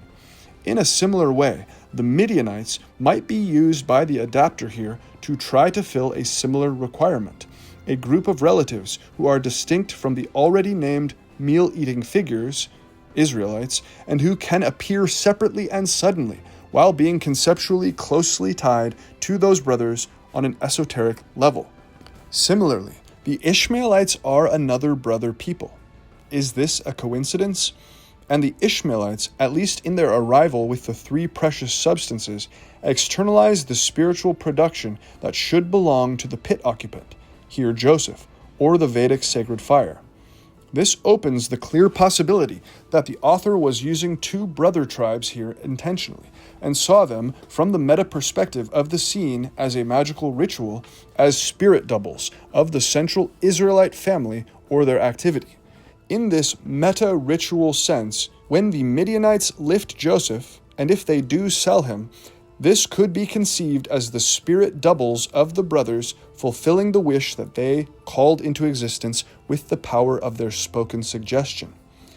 As explained, this would make Judah's words suggesting that they sell Joseph the magic words in question, and would make the sudden materialization of the Midianites to fulfill that suggestion with eerie exactitude immediately after these words the precise point of the event from a magico-ritual perspective.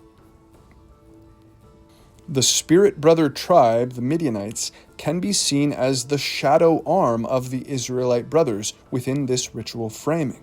This is why they appear like ghosts, and why they say nothing, why the brothers of Joseph say nothing to them, and they eerily fulfill exactly what Judah had spoken regarding the pit occupant being taken out of the pit to be sold, in similar fashion to how Saraswati instantaneously appears upon the wish of Joseph to leave the pit. Both stories have the spoken suggestion or wish, and it is immediately fulfilled by the sudden appearer. This again is extremely coincidental if it is not an intentional narrative choice. It also implies that the spoken suggestion is the magical trigger of that action, and the adapter is unlikely to not have felt that force operating under the surface. This line of thinking makes discernible the possibility that Judah's words during the meal may function to fulfill two separate roles as found in the Indian source. The spoken anxiety about what to do with the pit occupant, voiced by Brihaspati, and then the spoken suggestion to lift the pit occupant out of the pit, which is instantaneously fulfilled by the sudden appearer, Saraswati. This wish spoken by Trita himself in the Indian text. Such a boiling down of separate roles into one is not unprecedented in our analysis of Genesis and Exodus. Consider Moses collapsing the Dadhichi and Indra roles into one when he strikes the rock and incurs the exiling sin. The greater concern of the adapter has seemed to be the preservation of the magical plot moments, and who performs these can be altered by the adapter to serve his unique plot aims. One upshot of this situation is that the ambiguity of how the lifting and the sale are worded creates a kind of Schrodinger's guilt, subject displacement, indefiniteness, tension. The grammatical open-endedness makes it as though the brothers have simultaneously sold Joseph themselves and not done so. They had the thought and spoke the wish, and a group materialized at their magic word like shadow doubles to carry out the suggested lifting and even selling. Due to this ambiguity, the reveal by the words of Joseph in Genesis 45 that the brothers are the ones who sold him into slavery hits a bit like a twist in a ghost story. When the scene at the pit is seen as a magic ritual, we can propose that this ambiguity builds a kind of shadow energy, which is trapped in a limbo until the piercing words of Joseph at the climactic moment cut through the haze of indefiniteness and convert the built-up energy into ritually generated wealth for the family, thus reminiscent of the rituals embedded in the sister-wife stories earlier in Genesis that we have analyzed in our previous Abraham video. Because of the ambiguity, the piercing through of this built-up shadow energy functions like a collective exorcism. It is as though Joseph says, quote, "The Midianites sold me, yet the Midianites were your own spirit doubles magically fulfilling your wish," unquote. The shadow, the hand that had committed the crime of the sale, is drawn out, pierced through unto the tongue that had uttered the magic incantation, and again reintegrated. You sold me. It must not be ignored that Joseph is a diviner, a godly clairvoyant and discerner of what is secret. The secret of the sale, the Israelites hiding behind their own shadow brothers that they had magically summoned, cannot escape Joseph's piercing sight.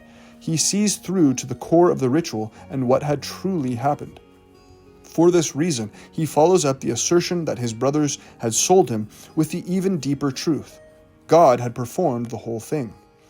Once the role of Saraswati / the Midianites is identified, we can also see that magic appearing is a bit of a theme of the pit scene in the Trita story. Prior to the magical appearance of Saraswati, the three sacrificial substances had also magically appeared in the pit. The soma, clarified butter, and sugar materialized by Trita's mental activity. And in the Genesis account, these magically appearing objects are transubstantiated into the 3 precious items brought by the Ishmaelite caravan. Thus, the first set of magically appearing things are given to one group of traders, the Ishmaelites, in the euhemerization, while the second act of magically appearing is given to another, the Midianites. We would then have a relatively clear theme of the magical appearances being assigned via euhemerization to the groups of traders who arrive on the scene in the Genesis version. The very quality and status of the mobile merchant caravan is then being harnessed by the composer to stand for agents of magical production and sudden appearing. This demonstrates a consistency and conceptual coherency in the usage of these merchants. The doubling of verbs to describe the lifting and then exiting from the hole is present in both the original Sanskrit and the Hebrew, and proves to be a key to further decoding the ritual logic embedded in both verses. The Sanskrit reads, Utpapata Sarasvati Tayokshiptas Tritas Tastau. Sarasvati with her waves appeared within that well. Raised aloft by her, Trita came up or stood, with the lifting and coming up verbs appearing back to back as utkshiptas, raised aloft, and tastau, came up / became established / stood. The Hebrew line has Vaya avru anasim midyanim soharim vayim saku vaya alu et Yosep. Quote, when some Midianite traders passed by, they drew Joseph up, lifting him out. Unquote. Though, as previously mentioned, there is no verb literally denoting out. Instead, the second verb, vaya alu, gives us up as the direction, which also retroactively applies to the first verb. Though the Sanskrit tastau's literal meaning is he stood / became established, the reason Ganguly translates tastau as came up is not because he is being loose. In Vedic usage, the root stha, S-T-H-A, to stand, can function as a verb of result. Trita is not just standing as a disconnected action. The standing is the coming up in the context of the preceding verb. When Trita is raised aloft, utkshiptas, by Saraswati, and then he tastau, the verb tastau functions as a resultative. He has established himself upright in context of the preceding upward movement. Came up is thus an accurate translation because it translates the event, not just the word. Within the full line, the Sanskrit sequence uses the prefix ut, meaning up, in the verb utkshiptas to initiate the upward surge, culminating in the verb tastau to signify the moment Trita came up and became established on the surface. The Hebrew pair then mirrors this semantic logic by linking a general act of physical pulling, vayim saku, to a second verb indicating upward direction, vaya alu, to provide the necessary upward resolution and exit from the pit. The ta in tastau is a reduplication syllable to form the perfect tense, indicating that the action has been completed. Trita stood up at the surface, or became established. Thus he came up. Up is clearly implied in the verb meaning to stand or stand up. Looking at the usages of vaya alu and variations on its root 'lh in the Hebrew Bible, there are a couple of noteworthy biblical precedents for the usage of the word in Genesis 37:28.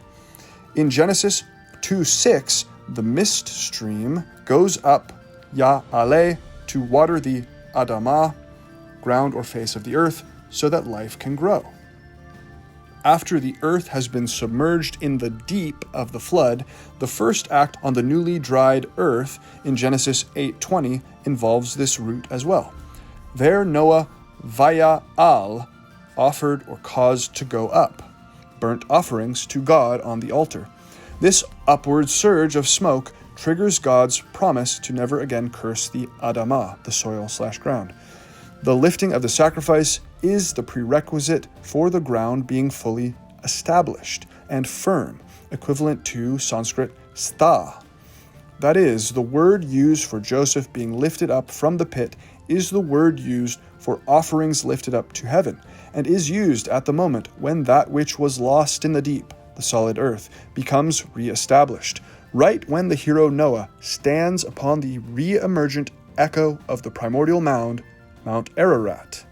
By using the same root, 'LH, for the rising mist of Genesis 2:6 and Joseph's lifting in Genesis 37:28, the author signals that Joseph's emergence is like a reenactment of a certain portion of creation, that portion involving the rising mist that fertilizes the soil in Genesis 2:6, or the sacrifice that goes up and establishes the firm ground in Genesis 8.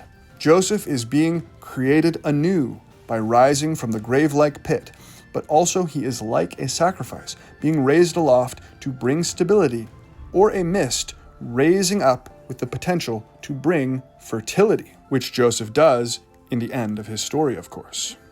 Thus, we might conclude that Vaya Alu, lifted up, is close enough as a functional equivalent of Tastao, meaning came up / stood up / became established, especially since the sacrifice is Vaya Al in order to establish the solid ground in Genesis, and the goal of the rightly performed Vedic sacrifice is the state of being established, characterized by the root sth, as in samstha or pratishta. Joseph is Vaya Alu, implying the rising action that sacrificially establishes completed firmness, while Trita Tastao becomes established or stands up, as a pratishta / stanu / stamba, like a column or pillar. It is possible that the adapter was implying this connection with the choice of Vaya Alu for this moment, and this would explain the use of the double lifting verbs. The second one means to lift, but its sacral ritual meaning is to lift up the sacrifice as offering, which grants firm standing. However, we also might consider that there is a discernible difference between Vaya Alu, lifted up, and Tastao, became established / stood up. And if we continue our analysis as if the greater portion of the final wording of the text has been very carefully chosen, then it is possible to suggest that the slight difference here is part of the intended effect as well. If we take this reading, then the adapter may have chosen the word implying the rising of the offered sacrifice and of the primordial mist, Vaya Alu, but intentionally withheld the word for the establishment of firmness and completion that would have matched Tastao. After all, the Trita story is coming to its end at this point. He is reaching his final elevation and establishment within the Mahabharata version, at least, when he is lifted from the pit. The ritual that his raising from the pit represents succeeds and brings about full resolution for Trita, who immediately worships the gods, goes home, and avenges himself on his brothers. There the version concludes. The adapter author of the Joseph story, on the other hand, was conscious of the further exploits of Joseph in Egypt. The Hebrew author's story was not close to reaching completion at this moment, and Joseph himself was actually far from finding stability, far from becoming established. Quite the opposite, in fact, as the fluid motion of his lifting and selling off to mobile merchants creates one of the most well-known, most disorienting blurs of the Bible. Like floating in a river without being able to find firm footing, stability is nowhere to be found in this moment. Joseph is lifted up, but his tastao moment, his standing up as fully established, is deferred by the adapter. If this were the case, we might find in the climax and denouement of Joseph's story in Egypt some coded references to his finally attaining that state of standing and being established.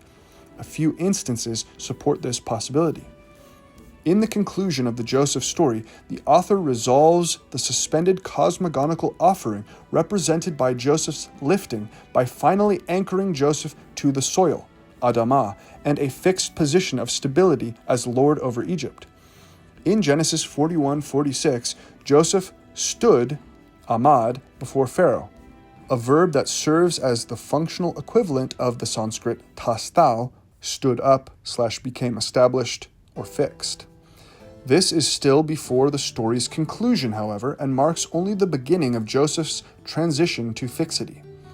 In Genesis 47:19-20, the word Adamah, soil, appears 5 times in this passage as Joseph essentially buys the face of the earth for the sovereign, the same Adamah that the mist stream had watered in Genesis 2:6 after being lifted up, via alu. In Genesis 47:26, Joseph establishes a statute, HOQ, hok, over the Adamah, providing the final firmness and legal permanence to the land's status. The Hebrew author has moved Joseph from a state of being lifted like the mist or an offering into a passing flow, waya abru, to a state where he is Lord, Adon, who fixes with statutes, hok, the very soil, Adamah itself, while assuring its proper management in the face of famines. If this analysis is correct, Genesis 37:28 is not in fact awkwardly scrabbled together. If anything, it is over-engineered. We just have not previously understood what it is engineered for. The verb indicating the sudden appearance of the Midianites may also intentionally underscore their roles as masks for ghostly coded divine spirits. To indicate their appearance, they are said to have passed by, waya abru. Variations of this verb root are used elsewhere in the Hebrew Bible as indicators of the passing of a divine presence. In the most significant instance of this, the moment when the divine glory of Yahweh himself passes by, ba abor, is described, and again Yahweh says he will pass by, abari, Moses, as he is protected in a cleft of rock. These are both in Exodus 33:22. During the Passover episode, the angel of the Lord is said to pass through the land, wa abarti, and smite all the firstborns, Exodus 12:12. And then it is said that the Lord will pass through, wa abar, to smite the Egyptians. Exodus 34:6 says the Lord passed by, wa abor, Moses, just before proclaiming his own divine name in a hymn. These are highly charged and significant appearances of Yahweh and his angel. Thus, we must be open to the possibility that the Midianites, appearing so suddenly and mysteriously, just as divine beings do, with this word as the first thing that announces them, may be intentionally described with this passing by verb in order to signify their divine agency and divine appearingness, i.e., that they are masks of God or of his direct action in this moment. The fact that the Midianites seem to be based on Saraswati, the goddess of the heavenly river, that is, of the divine flux, may also contribute to the way they are being portrayed here. Their mobile and sudden appearance, already passing by even as they are first mentioned, then acting without stopping, moving from one thing to the next, and ultimately impossible to pin down with certainty as the subjects of the verbs in 37:28, all of this could be described as flowing and water-like. Again, we must consider whether this may have been part of the intended effect, if indeed these Midianites were based on Saraswati. If the Midianites acting like divine water was intended, then the whole blur of their actions may have been part of this intent once again.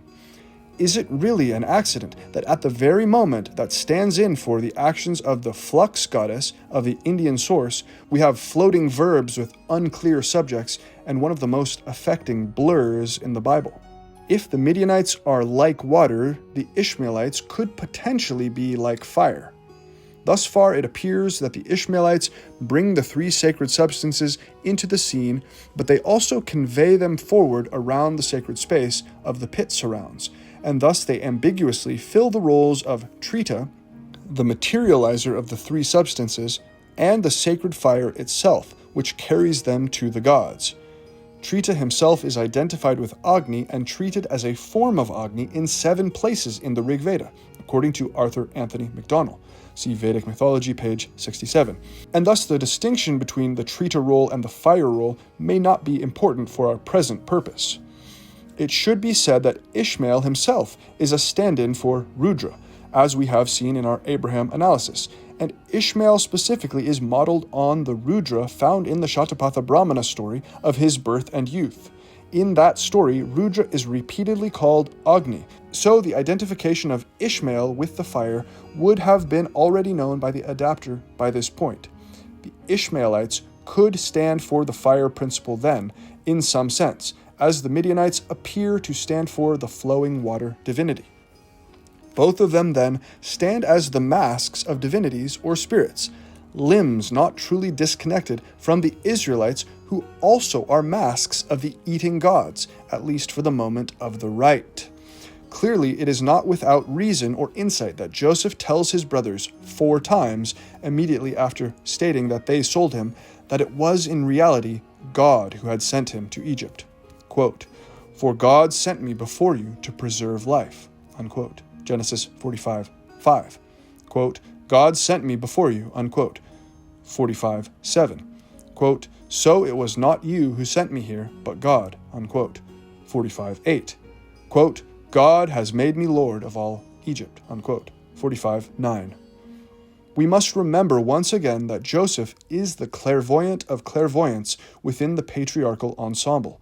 His skill is to pierce the dream unto the truth. The scene of the sale of Joseph, blurry and indeterminate, was like such a dream, a ritual in which the participants were unknowingly masks of God himself, and all was performed as one continuous divine act. Joseph is piercing through to the underlying mask, to the true source of the events, and that source is ultimately the Vedic gods. But these, in the Hebrew adapter's mind, are converted to the one God, just as the Vedic gods are faces of the one Brahman. The use of Waya Abru, the passing by of the sudden appearing lifters, may have been the great linguistic clue left by the adapter, hinting at the underlying divine hand in the scene. With all of these points carefully considered, it can be argued that every commentator who adds a more complex negotiation to explain away the precise wording of the lifting scene is potentially breaking the spell of the story.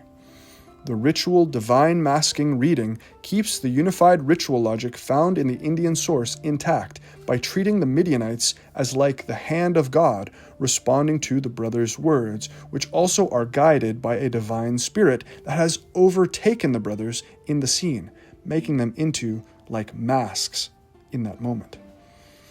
In the ancient world, the line between a suggestion and a spell was arguably quite thin. In Hebrew, the word dabar means both word and thing/event. There is no distinction between the two. When Judah says, "Let us sell him," especially within a moment that has become a magical ritual, he is releasing a dabar into the world. Once a word is spoken, it must find a physical form. The Midianites passing by is the dabar becoming a thing. This is arguably the same logic used in Genesis 1. God speaks and the thing exists. Here, Judah speaks and his wish materializes. We see this elsewhere in Genesis. Isaac blesses Jacob by mistake, but he cannot take it back. Even if the speaker changes their mind, the words are now like autonomous agents. The concept of the magical imperishable syllable that instantiates laws is similarly found in Rigveda 3.55, where it says that the imperishable syllable, akshara, tends to the commandments of the gods. And also in the concept of the Vedic Brahman as sacred verbal formulation found throughout the Vedas. These concepts being continuous with other parts of the tradition, where is found the absolute Brahman called the syllable aum or pranava or akshara. The idea that the Midianites were divinely moved to appear at this moment is not new to the commentary tradition. The Rabbi Malbim says in his commentary on Genesis 37:28, quote, "And the reason why God summoned the Midianites was specifically so that Reuben would not be able to take him," that is Joseph, unquote. Or HaChaim says in his commentary that, quote, "God arranged for Midianite merchants to pass by," unquote. These two can serve as examples of an awareness of the possibility of divine agency in the appearance of the Midianites, a possibility that is clearly opened by the wording of the text.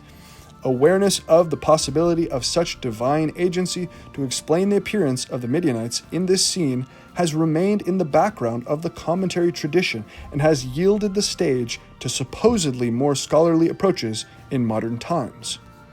Fereydun and the Dream King. Although the Mahabharata version of the Trita and the Pit story concludes with his exit from the pit and his vengeance on his brothers, there is more to Trita's mythos in texts like the Rig Veda and Shatapatha Brahmana that carries Trita beyond the pit. This involves Trita slaying the three-headed son of Tvashtar, Vishvarupa, aka Tresiras, to release the cows of plenty or the heavenly waters. The Rig Veda has this myth already. Quote, "With his resolve, Trita, the third fire, within a cave/cover, seeking a visionary thought according to the ways of his distant forefather, longing for companionship in the lap of his parents, speaking his own familial weapons, pursues his tasks. That one, Aptya, knowing his ancestral weapons, urged on by Indra, attacked. Having smashed the three-headed, seven-reined monster, Trita let loose the cows, even those of Tvashtar's son." Unquote. From Rigveda 108.7-8. According to the Yajurveda version from Taittiriya Samhita 2.5.1, Vishvarupa has one head that drinks soma, one that drinks sura, and one that eats food. Vishvarupa threatens Indra's sovereignty by secretly promising a share of the sacrifice to the demonic asuras. The story of the killing of Trisiras appears paralleled by the Avestan linguistic cognate of Trita, Thraetona.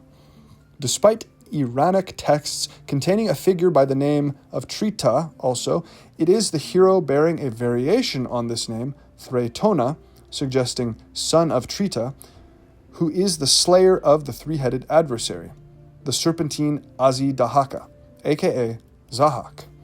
Zahak has one serpent head on either shoulder, which feed on men's brains. Now, Thraetona is thus slightly offset from being a direct, exact linguistic parallel with Vedic Trita, though still clearly linguistically linked. But due to the closeness of their myths, scholars deduce they must go back to a single original hero nonetheless. See Bruce Lincoln's analysis of this. It needs to be perfectly clearly understood, however, nothing in our argument rests on Thraetona/Fereydun being the exact equivalent of Vedic Trita. The Hebrew borrower-adapter could have combined completely disparate, separate myth types if he wanted to, and we would want to trace how that happened based on what exists in the completed Hebrew story. What is striking here is that Trita appears to form the basis of much of Joseph's story, but certain details of Joseph's time in Egypt have uncanny parallels with Fereydun, aka Thraetona, instead, the near-exact parallel of Trita, the figure only slightly offset from Trita linguistically.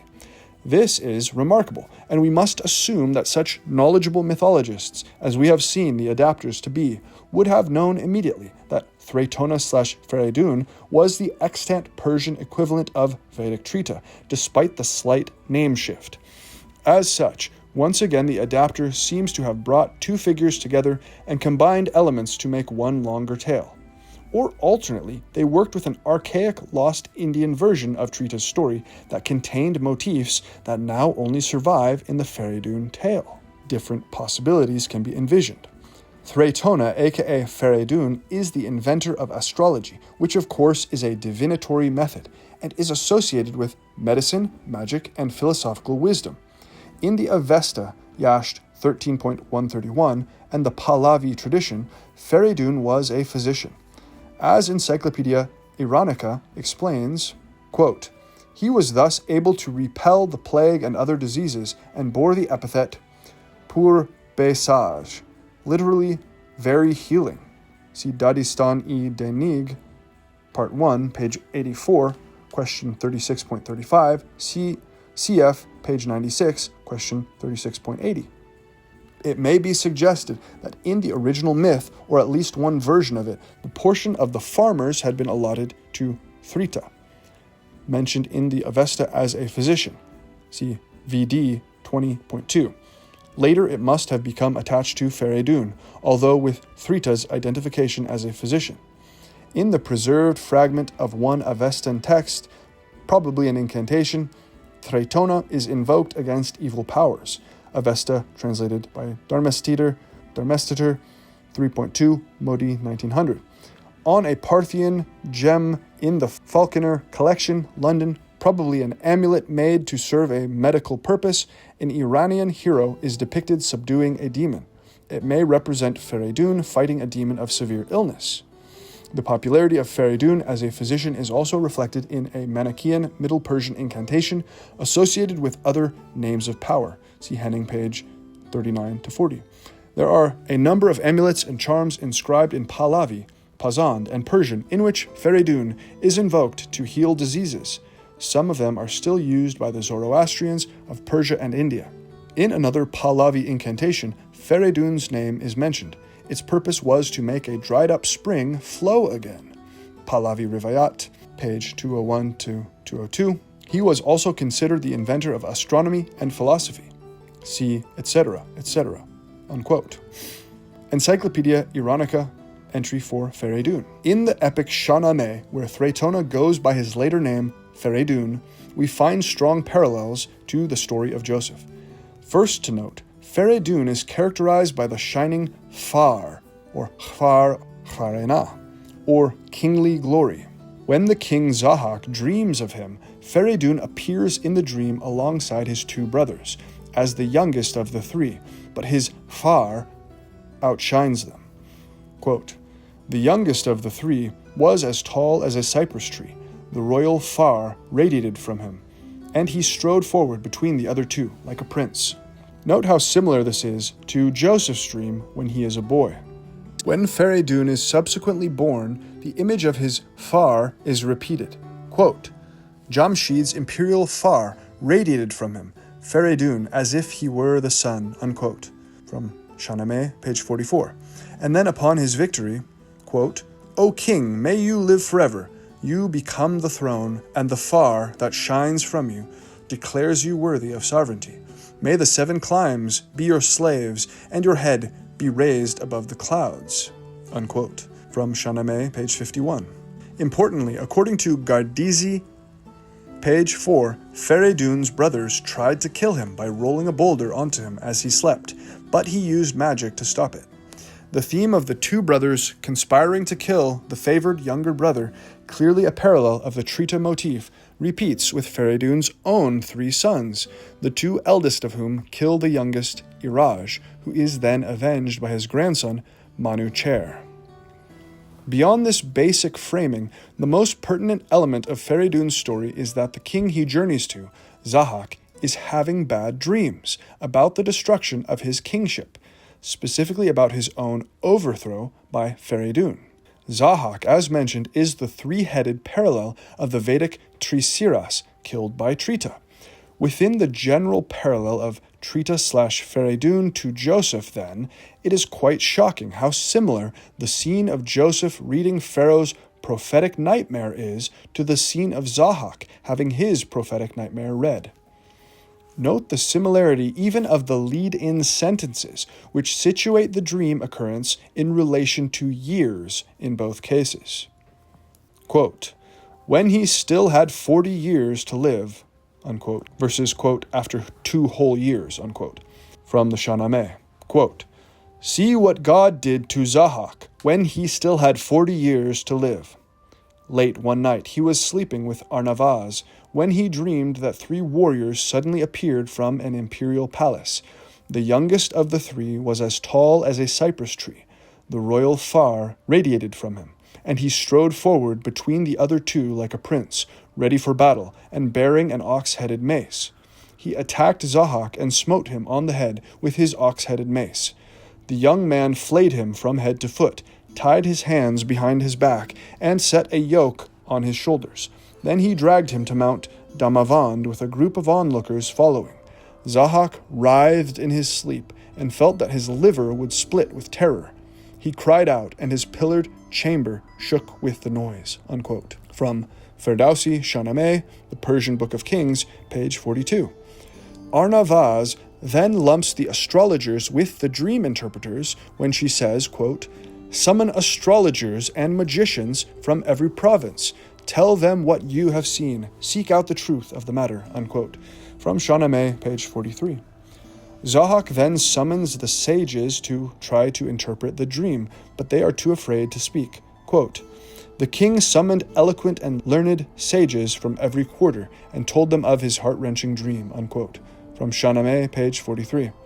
Quote, "The sages' lips were dry and their cheeks wet with tears. They said to one another, 'If we tell him what will happen, our souls will be worthless. And if he doesn't hear from us, we must wash our hands of life here and now.' 3 days went by, and no one dared speak to Zahak." Unquote. Shahnameh, page 44. Finally, one of them steps forward and gives the true interpretation of the dream. Quote, "One of them, a wise and prudent man named Zirach, stepped forward. Anxiety seized his heart, but he spoke out fearlessly before Zahak. 'Rid your mind of vain thoughts, since no man is born from his mother but for death. Many worthy kings have sat on the throne before you and experienced great sorrow and great joy. Each of them died and left the world in another's hands. Surround yourself with iron walls reaching to the sky, but you cannot remain here. Another man will occupy your throne, and your good fortune will lie in the dust. This celestial ruler's name will be Fereydun. He is not born yet. His mother's time of anxiety and sighs is still to come. But when he is born, he will be like a fruitful tree. When he grows to be a man, he will lift his head up to the moon and seek the crown and throne and royal belt. He will be cypress tall, and on his shoulders he will carry an iron ox-headed mace, which he will bring down on your head. Then he will bind you and drag you from your palace into the streets." Unquote. From Shahnameh, page 45. So we see the same basic sequence in the Joseph story. The dream situated in relation to years. It is a foreboding nightmare that utilizes number strongly, 7 instead of 3. Pharaoh summons his wise men and tells them his dream, but at first no one gives the interpretation.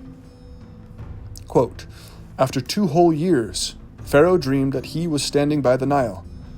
And there came up out of the Nile 7 sleek and fat cows, and they grazed in the reed grass. Then 7 other cows, ugly and thin, came up out of the Nile after them, and stood by the other cows on the bank of the Nile. The ugly and thin cows ate up the 7 sleek and fat cows, and Pharaoh awoke. Then he fell asleep and dreamed a second time. 7 ears of grain, plump and good, were growing on one stalk. Then 7 ears, thin and blighted by the east wind, sprouted after them. The thin ears swallowed up the 7 plump and full ears. Pharaoh awoke, and it was a dream. In the morning his spirit was troubled, so he sent and called for all the magicians of Egypt and all its wise men. Pharaoh told them his dreams, but there was no one who could interpret them to Pharaoh." Unquote. Genesis 41, 1-8. Quote, "Astrologers and magicians," unquote, "are mentioned by Arnavaz for Zahak to call upon, though they are then all called sages, while magicians and wise men, quote unquote, are called for by Pharaoh, a double naming in equivalent moments that is potentially noteworthy. Finally, a more brave or wise dream interpreter comes forward and does give the true interpretation, this being Joseph rather than a more obscure court sage as in the Shahnameh version.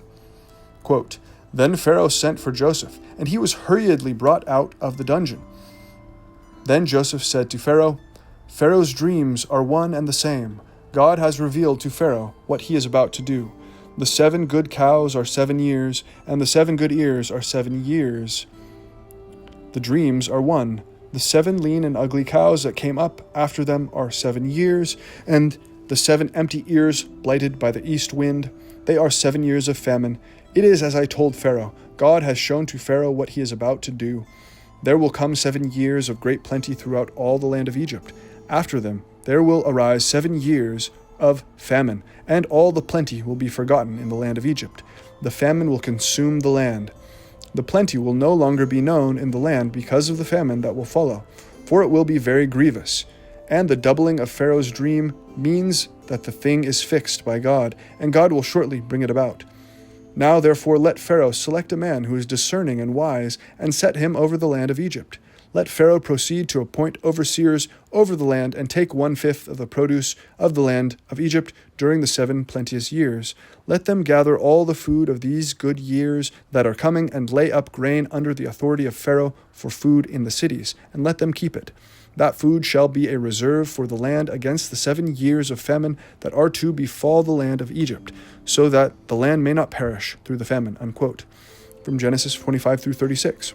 These could be written off as coincidental, stock, king dream interpretation scenes if it was not for the extensive Trita parallel that has already been established, and the fact that Fereydun is the known parallel of Trita. If Joseph was not thrown in a pit by his envious brothers and all the rest, then perhaps we could ignore how closely his interpretation of Pharaoh's nightmare mirrors the scene of the interpretation of Zahak's nightmare, even though the dreams are different, which in the Shahnameh precedes the arrival of Fereydun, parallel of Trita. As it stands, however, it is clearly of a close enough form to consider the alignment uncanny, and we can thus see that the killing of Zahak in Zahak's dream has been redirected to a different crisis and resolution in Pharaoh's dream. Instead of having Pharaoh dream of the hero who will arrive to kill him, the adapter created a non-violent alternate resolution, presumably to show Joseph's unification with the Pharaoh at this point in the overall story of the Bible, rather than his displacement of him. It is not yet the time to kill the Pharaoh in the history of the Israelites. The threat to the kingdom in the story of Zahak is Zahak himself, the king. His 3 heads are the consuming demonic force that makes his rule miserable and despotic. He is under the sway of Ahriman, and essentially an emanation of him. The fact that the king himself is the consuming threat has been displaced to an outside threat of famine in the story of the Genesis Pharaoh. Instead of the heads of Zahak consuming the life of his own kingdom, we now have skinny cows in the dream embodying famine consuming the fat cows of plenty. When Joseph interprets the dream of Pharaoh and gives the plan to avert the famine for now and the future, this effectively is the replacement of Fereydun overthrowing Zahak and Trita decapitating Bisvarupa/Trisiras. Pharaoh is not killed, he is as though exorcised of the demonic threat that is parasitizing his soul in his dreams. Thus, Joseph has been given the role of the wise dream interpreter called Zirak in the Shahnameh scene, and this is the completion of this nonviolent inversion. This works extremely well since the Trita type is already a dream worker and bad dream receiver, and Fereydun is a prognosticating astrologer who would naturally group with Zirak and the sages, and as such, this shift is smooth and the resulting story seems natural. Underneath it, Joseph has apparently combined the roles of Zirak and Fereydun while in Egypt. He interprets the dream of the sovereign and in so doing slays the demonic consuming threat. There may be yet a further externalization or euhemerization in Joseph's story, this time regarding the actual 3-headed monster slayings that we find in the stories of both Trita and Fereydun. In the Yajurveda Taittiriya Samhita 2.5.1, we get one of the earliest, somewhat fleshed out versions of the Visvarupa Trisiras myth, though in this version, Visvarupa is slain by Indra.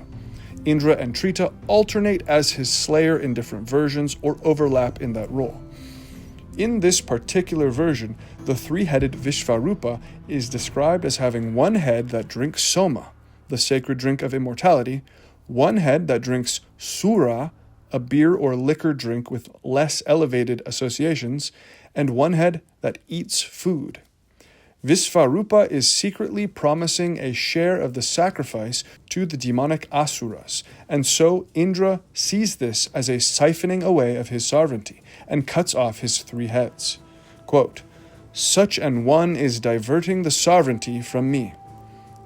he took his bolt and smote off his heads, unquote. Taittiriya Samhita 2.5.1. From each head, a different bird emerges, with symbolic connotations. If the dream interpretation of Joseph is actually the replacement of the slaying of Vishvarupa/Zahak, as if Joseph pierces the dream itself rather than piercing the dreamer king with a physical weapon, then it is coincidental that Joseph interprets exactly 3 dreams in immediate succession when he is in the prison and the court of Pharaoh.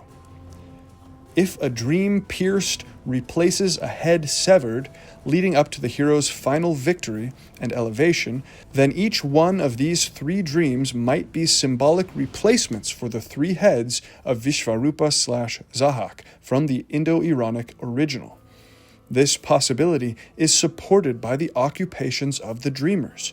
While the heads of Vishvarupa drink soma, drink sura, and eat food, the first 2 dreamers that Joseph interprets for are the royal cupbearer and the royal baker, the very representatives of the drinking and eating functions of the royal body centered in the pharaoh. Because there is a clear hierarchy between the soma drink and the sura drink, we might hypothesize that the alcoholic sura drinking head is being substituted here by the cupbearer, who shows his baser, more lowly quality when he fails to remember Joseph to the Pharaoh after Joseph has helped him. The food-eating head would then be represented by the baker, who interestingly is decapitated in his execution resulting from his dream.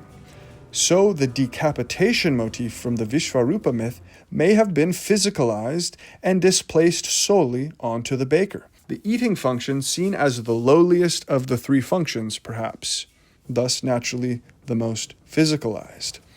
Interestingly, while 3 birds emerge from the severed heads of Vishvarupa in Taittiriya Samhita 2.5.1, birds are said to eat the flesh of the baker's decapitated body in Genesis 40:19, and so the bird image from the decapitation of Vishvarupa may also be displaced solely onto the baker's story.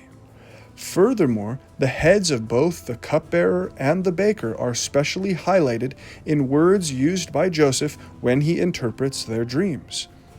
And this word choice, emphasizing their heads, very intentionally brings attention to the heads of each. Joseph predicts the baker will be beheaded and gives particular emphasis to the fact that his head will be lifted off of his body.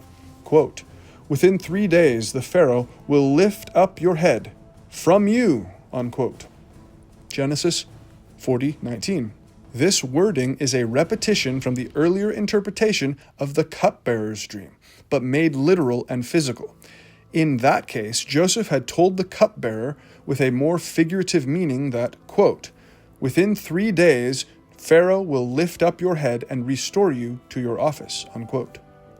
So the heads of both the cupbearer and the baker are lifted up, quote unquote, the one to be returned to his office and the other to be physically decapitated. That leaves the Pharaoh himself to potentially embody the soma drinking head, which can make sense if we consider soma a drink of sovereignty and the immortality belonging to the gods. Indra is the soma drinker in the myth, and in the Yajurveda version, it is the true sovereignty of this soma drinking god that is threatened by Vishvarupa. The slaying of Vishvarupa obviously returns the soma to the proper soma drinker, and also the sovereignty to the proper sovereign. This is not to say that the pharaoh represents soma itself, or even that he exactly represents Indra here, though there are some thematic overlaps, of course. But he represents the sovereignty that is parasitized by the demonic soma-consuming head. Pharaoh is the sovereign chief who brings together and is the center of the 3 heads, even as their demonic aspects are displaced and embodied in threatening dreams in his story. Zahak in the Shahnameh version again has his own central head and 2 serpent heads, one on either shoulder.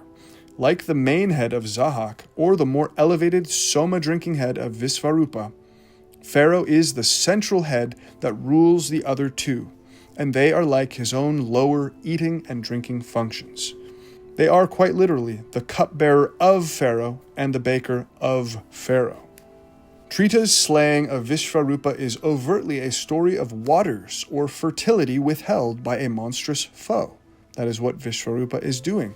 And so Trita's victory over him frees the quote-unquote cows that symbolize the return of abundance or waters. This is, of course, a strong coincidence with the conclusion of the Joseph story, which centers around the overcoming of the threat of famine and the ensuring of abundance. The famine and abundance both being symbolized by cows in Pharaoh's dream. So symbolically, we can say that Joseph frees the cows of abundance from the bad dream of Pharaoh, as Trita does from the imprisonment of Vishvarupa.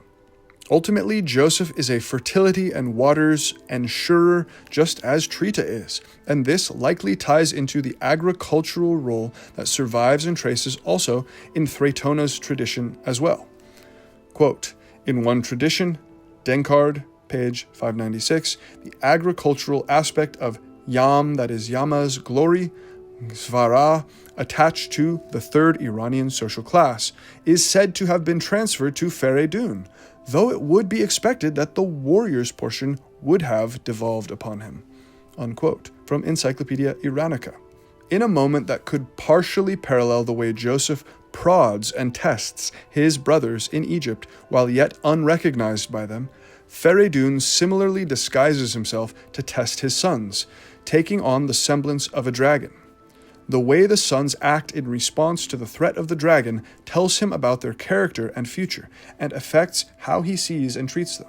This could provide a thematic parallel to the way Joseph's brothers' actions, particularly Judah's offer to take Benjamin's place as slave, influenced Joseph to reveal himself, forgive them, and give them wealth, property, and food.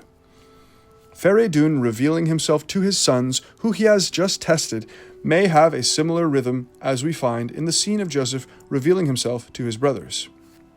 Quote, the dragon that wanted to consume the world with the fire of his breath was your father, myself, out to test your manliness, and when he had seen your reactions, he returned as himself, in his kingly state.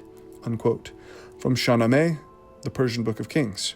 And from Genesis, quote, Joseph said to his brothers, I am Joseph, is my father still alive? But his brothers could not answer him, so dismayed were they at his presence. Then Joseph said to his brothers, come closer to me, and they came closer. He said, I am your brother, Joseph, whom you sold into Egypt. And now do not be distressed or angry with yourselves because you sold me here, for God sent me before you to preserve life. Unquote. From Genesis 45, 3-4. Fereydun is not explicitly a dream worker as Trita is, but he does prognosticate his sons' futures using astrology, and was known as the inventor of astronomy, as aforementioned. Thus it seems plausible that the dream prognostication of Trita and the astrology prognostication of Fereydun split from an original concept, especially since the dream interpreter in Fereydun's story appears to be part of the same astrologer/sage class that Zahak calls upon. These roles overlap, they are continuous. The scene of Fereydun reading his son's horoscopes appears as follows, quote, next, astrological tables were brought, and Fereydun studied his son's horoscopes. In Psalms he found the planet Saturn in Sagittarius. Tur's stars showed Mars soaked in blood. In Leo, when he looked at Iraj's stars, he saw the moon in Aries. These evil stars showed that trouble and warfare were in store for them. Unquote. From Shahnameh, page 60. Fereydun is a magician and physician as well, and these roles could encompass dream interpretation. When Zahak mentions his dream at first, Arnavaz, of course, says, quote, summon astrologers and magicians from every province. Tell them what you have seen, seek out the truth of the matter. Unquote. From Shahnameh, page 43. And he then summons sages to him, and one of them successfully gives the interpretation. With all of this, Fereydun easily falls into the same general category of dream interpreters and general prognosticators, even though he is not emphatically tied to dream working as Trita seems to be. Ultimately, while Fereydun's defeat of Zahak and Trita's defeat of Visvarupa are turned into the defeat of the externalized famine threat that haunts the pharaoh's dream, Joseph still ends the story being made into Lord of all Egypt in Genesis 45:9. This comparable to how Fereydun becomes king after defeating Zahak. Given all we have seen, the final part of the conclusion of the Joseph story may prove the clincher for the whole Joseph Trita/Fereydun parallel. If yet another smoking gun is still needed, and if we find it not to be another coincidence. In the Mahabharata version of Trita's story, which we have analyzed with regard to the pit scene, Trita's story concludes as soon as he leaves the pit and goes home. But when he is said to go home, he does one very specific thing. He turns his brothers into wild animals, wolves specifically, and curses them so that all their descendants will also be other assorted wild animals, a punishment for the covetous way they treated Trita. Quote, "Possessed of great ascetic merit, he said certain harsh words unto them, and cursed them, saying, Since, moved by covetousness, you ran away, deserting me, therefore you shall become fierce wolves with sharp teeth, and range the forest, cursed by me in consequence of that sinful act of yours. The offspring also that you shall have will consist of leopards and bears and apes." After Trita had said these words, O monarch, his two brothers were seen to be very soon transformed into these shapes in consequence of the words of that truthful sage. From Mahabharata Shalya Parva. This makes a nice symbolic equivalence of the brothers in the conclusion and the wolf that had chased Trita into the hole earlier. Much like the spirit double concept we have introduced to suggest the underlying connection between the brothers of Joseph and the Midianites, or the wolf scapegoat the brothers invent to tell Jacob, so with the brothers of Trita and the wolf, there is a superposition of the wolf and the brothers, each as alternately responsible for pushing Trita into the pit, established by the two separate versions of the story told within one and the same Mahabharata section. So up to this point, we are left with two accounts. The brothers of Trita threw him into the pit, or the wolf chased him into the pit, told in the same section. Trita's revenge curse in the conclusion of the story collapses the brothers and the wolf symbolically by identifying the savagery of the brothers with that wild animal, as if saying, quote, "You were the wolf, it was your cruel spirit, and now you are cursed to take that form forever," unquote. Fascinatingly, the conclusion of the Joseph story also has both the brothers and their descendants symbolically identified with wild animals, including a wolf. In this case, the role of symbolically assigning the spirit identities to the brothers is given to the father, the dying Jacob, who in Genesis 49 proclaims, quote, "Judah is a lion's whelp.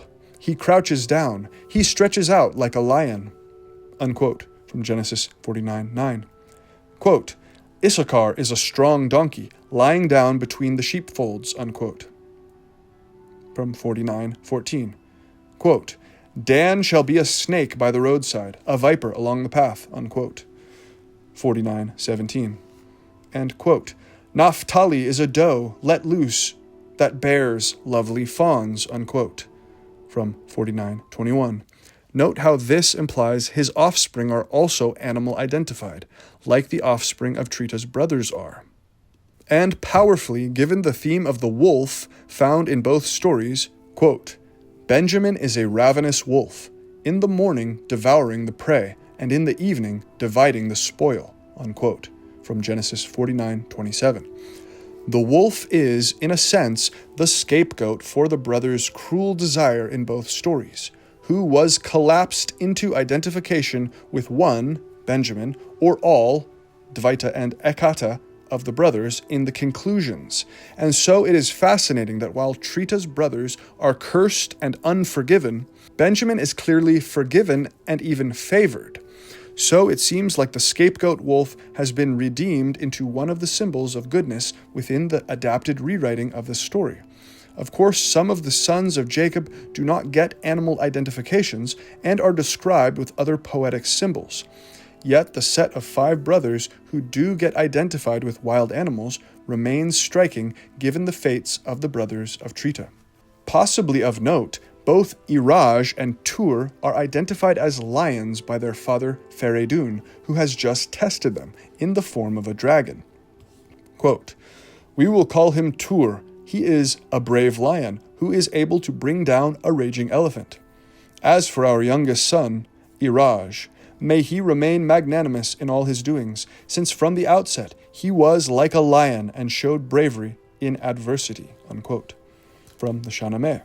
Finally, Joseph is identified by Jacob in this same sequence as, quote, "a fruitful bough by a spring," unquote.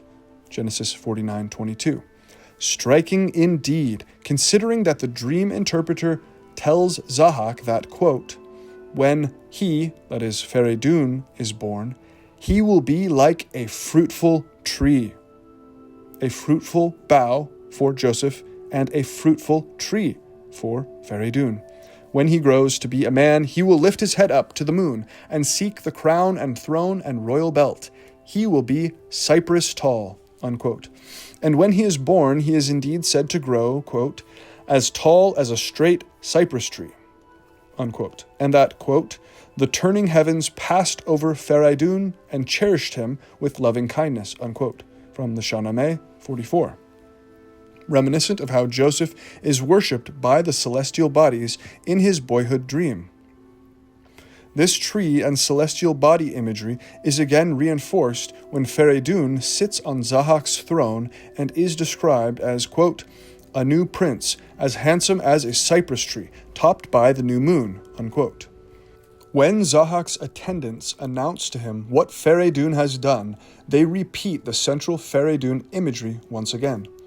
Quote, "3 warriors attacked us with their armies.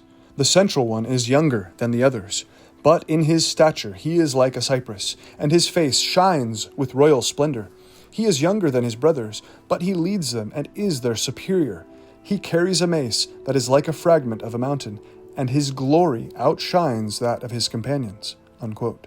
The Potiphar's wife story type appears to be so ubiquitous across cultures in its basic outline that it is almost not worthwhile trying to pinpoint exactly where it was derived from for its use in Genesis.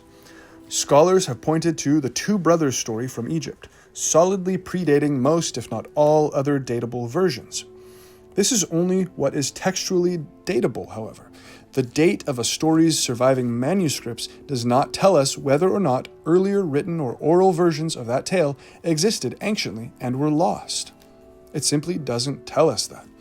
So, due to the intense Indian and Iranic focus of the sources for the rest of the Joseph story, not to mention for the other patriarchs, it seems very much worth considering the possibility that the Potiphar's wife story's direct model could have been a Persian one, if not an Indian one. Based on what survives to us today, the Persian material seems the strongest candidate between these two, though Indian comparanda can be inspected. Within the Shahnameh, the text that contains the Fereydun and Zahak story we have seen to parallel Joseph and Pharaoh, there also exists a story strikingly similar to that of Joseph and Potiphar's wife. This is the story of Siavash and Sudabeh. A quick look at the points of alignment makes clear the possibility that this part of Joseph's story too could have easily been taken from an extant Persian story in a version that existed at the time of the composition of Genesis, and that it could have been borrowed from the same Persian story group as the Fereydun elements, and at the same time. In both stories, Joseph plus Potiphar's wife and Siavash plus Sudabeh, the young man is in a subordinate position within the household of a powerful ruler. Joseph is a slave in the house of Potiphar, the captain of Pharaoh's guard. Siavash is the son of King Kai Kavus, but Sudabeh is his stepmother. The central conflict in both cases involves a direct, repeated sexual solicitation that the hero refuses on moral and religious grounds. Potiphar's wife waits for a moment when the house is empty to ask Joseph to take her to bed, while Sudabeh lures Siavash to the harem by claiming her daughters want to see their brother. Joseph frames his objection in terms of duty and morality by asking, quote, "How then could I do this great wickedness and sin against God?" Unquote.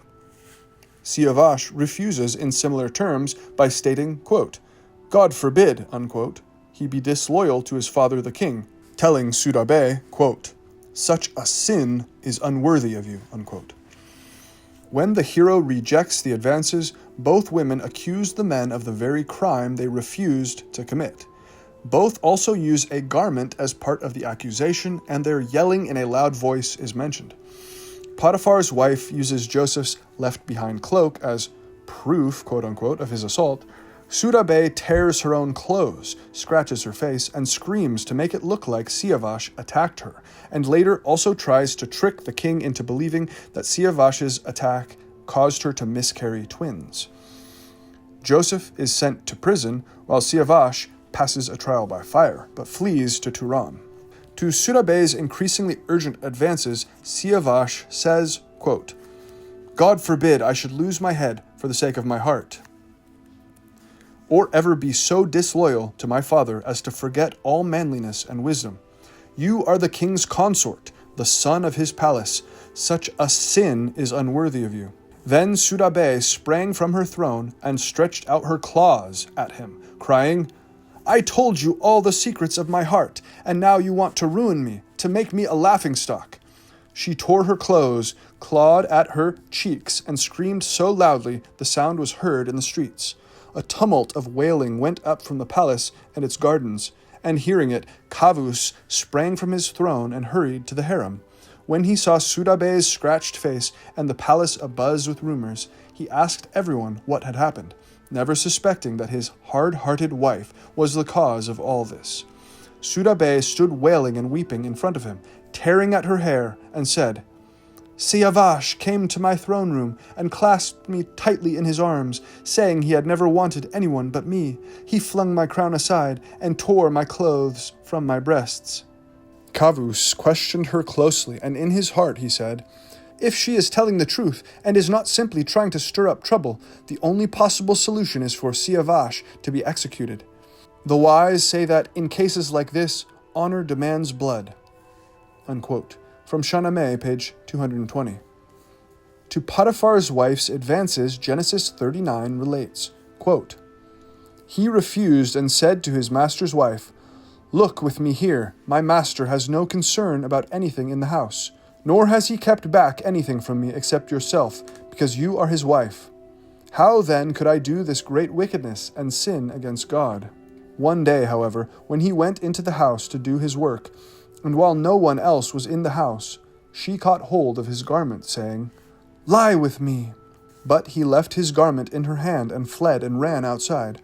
When she saw that he had left his garment in her hand and had fled outside, she called out to the members of her household and said to them, See, my husband has brought among us a Hebrew to insult us. He came in to me to lie with me, and I cried out with a loud voice. And when he heard me raise my voice and cry out, he left his garment beside me and fled outside. When his master heard the words that his wife spoke to him, saying, This is the way your servant treated me, he became enraged. And Joseph's master took him and put him into the prison. Previous scholars have noted the rather obvious similarities between these two tales. In context of our analysis, however, a good argument can be made for the direction of borrowing being from Persia to the Hebrew Genesis. This would also better explain the fact that there is independent evidence of a god cult for this Siavash, with pre-Islamic roots, i.e., he is a euhemerized pre-Islamic deity, and thus more likely to have his own traditional tales without the need for borrowing. The documentary hypothesis and Joseph. It is well known that the Joseph story is a linchpin and even a presumed ace in the hole for the documentary hypothesis. It seems to contain a confusing and contradictory account that can plausibly be split into coherent, separate, speculative sources. However, there are notable contradiction points between what the Indo-Iranic sources show us and the documentary hypothesis, as represented by Joel Baden. See The Composition of the Pentateuch, page 64 to 65 of the EPUB version. The documentary hypothesis requires that the Midianites and the Ishamaelites are from separate, complete versions of Joseph's story, sources J and E. This is impossible if the Midianites play the crucial role of the sudden appearing lifter, modeled on Saraswati, and the Ishmaelites play the role of the carriers of the three precious substances around the ritual space, modeled on Trita, who materializes the substances, or on the fire that carries them to the gods. The sudden appearing lifter and the three substances are both necessary original parts of the Indian source, and the logic of the ritual found therein. And so, if the Indo-Iranic source is accepted, it is not possible to imagine one version of Joseph's story with one, but not the other, of the sudden appearing lifter and the three substances, and another with the other, but not the one, and that two such separate sources were brought together to perfectly and coincidentally recreate the requirements of the Indian scene. The documentary hypothesis requires that the meal the brothers eat be only in one source, and the three precious substances only in the other source, and thus these elements once again be separated. If the Ishmaelites are based on Trita materializing the substances or on the sacred fire carrying them, then the scene still requires the eaters of the sacrifice, as the gods and Trita himself consume portions in the Indian story. Thus, the same objection applies here as to the previous. It is not easy to believe that two separate stories were combined and brought the eating of the meal and the three precious substances together into the same sentence even, the same moment, recreating by coincidence the ritual logic of the Indian source at the perfectly coinciding moment. In the documentary hypothesis, according to Baden, Joseph actually going into the pit belongs only to one of the sources. In the other, they only talk about throwing him in a pit, but he is not described as going into it, as the plan is changed and the other events occur instead. It is extremely difficult to ever envision a version of this story type without the hero actually going into the pit, since the actual entry into the pit is found in the Indian source and so central to it. One would almost be forced to suggest that there was a totally separate story type, perhaps about drama with a brother, but not about throwing the brother in a pit, and this was combined with source number 2, which was the Trita story itself, where the hero is thrown in the pit. However, this would seem to require that the first of these sources was not already a Trita type, and thus that he was not coincidentally a hero connected to dreams, to wearing ornaments, or to being worshipped above his brothers along with his dream and ornament associations. That package is too coincidental together. But the source that lacks the throwing of Joseph into the pit, according to Baden, still has these other elements that mark Joseph as a Trita type hero in that version as well. And the pit is mentioned in that speculative source, but just not actually used to throw Joseph into. This is again impossible to envision or grant, given the Indian source, as this would again require the redactor to have brought together the pieces perfectly to create the story of the hero in the pit coincidentally in perfect alignment with the Indian source that we can still read for ourselves today. The other coincidental alignments I have mentioned would also have to be thrown out if the documentary hypothesis, according to Baden, were accepted for this Genesis chapter, and so the stark opposition of the Indian source model and the documentary hypothesis becomes unavoidable and clear. This should be enough. The assumption that the Midianites and Ishmaelites are from separate sources should be enough on its own. It is manifest that Genesis 37 is based on the Trita story, very closely following the version we still have in the Mahabharata, with intentionally preserved orders of events and the encoding of magical ritual words at key moments. From this basis, the sale of Joseph was almost certainly added on, and the sewing of this detail introduced confusion and complication, either deriving from how the original composer handled it or how redactors tried to amend it. Regardless, we can now see more clearly what is foundational and what is secondary, what cannot be presumed to be part of the stitching of separate sources, and what can be left open to such debate. Thus, if the preceding analysis is correct, we are forced to conclude that the last 200 years of academic study of the documentary hypothesis on Joseph's story have been a hallucination. As it stands today, the dream cannot be transmuted unless we allow it to be pierced. My book, Taliesin's Map, The Comparative Guide to Celtic Mythology, is available from Amazon. Link in the description. Thank you to all my patrons for enabling me to do this research. Please consider joining my Patreon if you would like to help make possible our ongoing project of mapping the Celtic and Indo-European myths. Make sure to like and subscribe for more as we map the myths.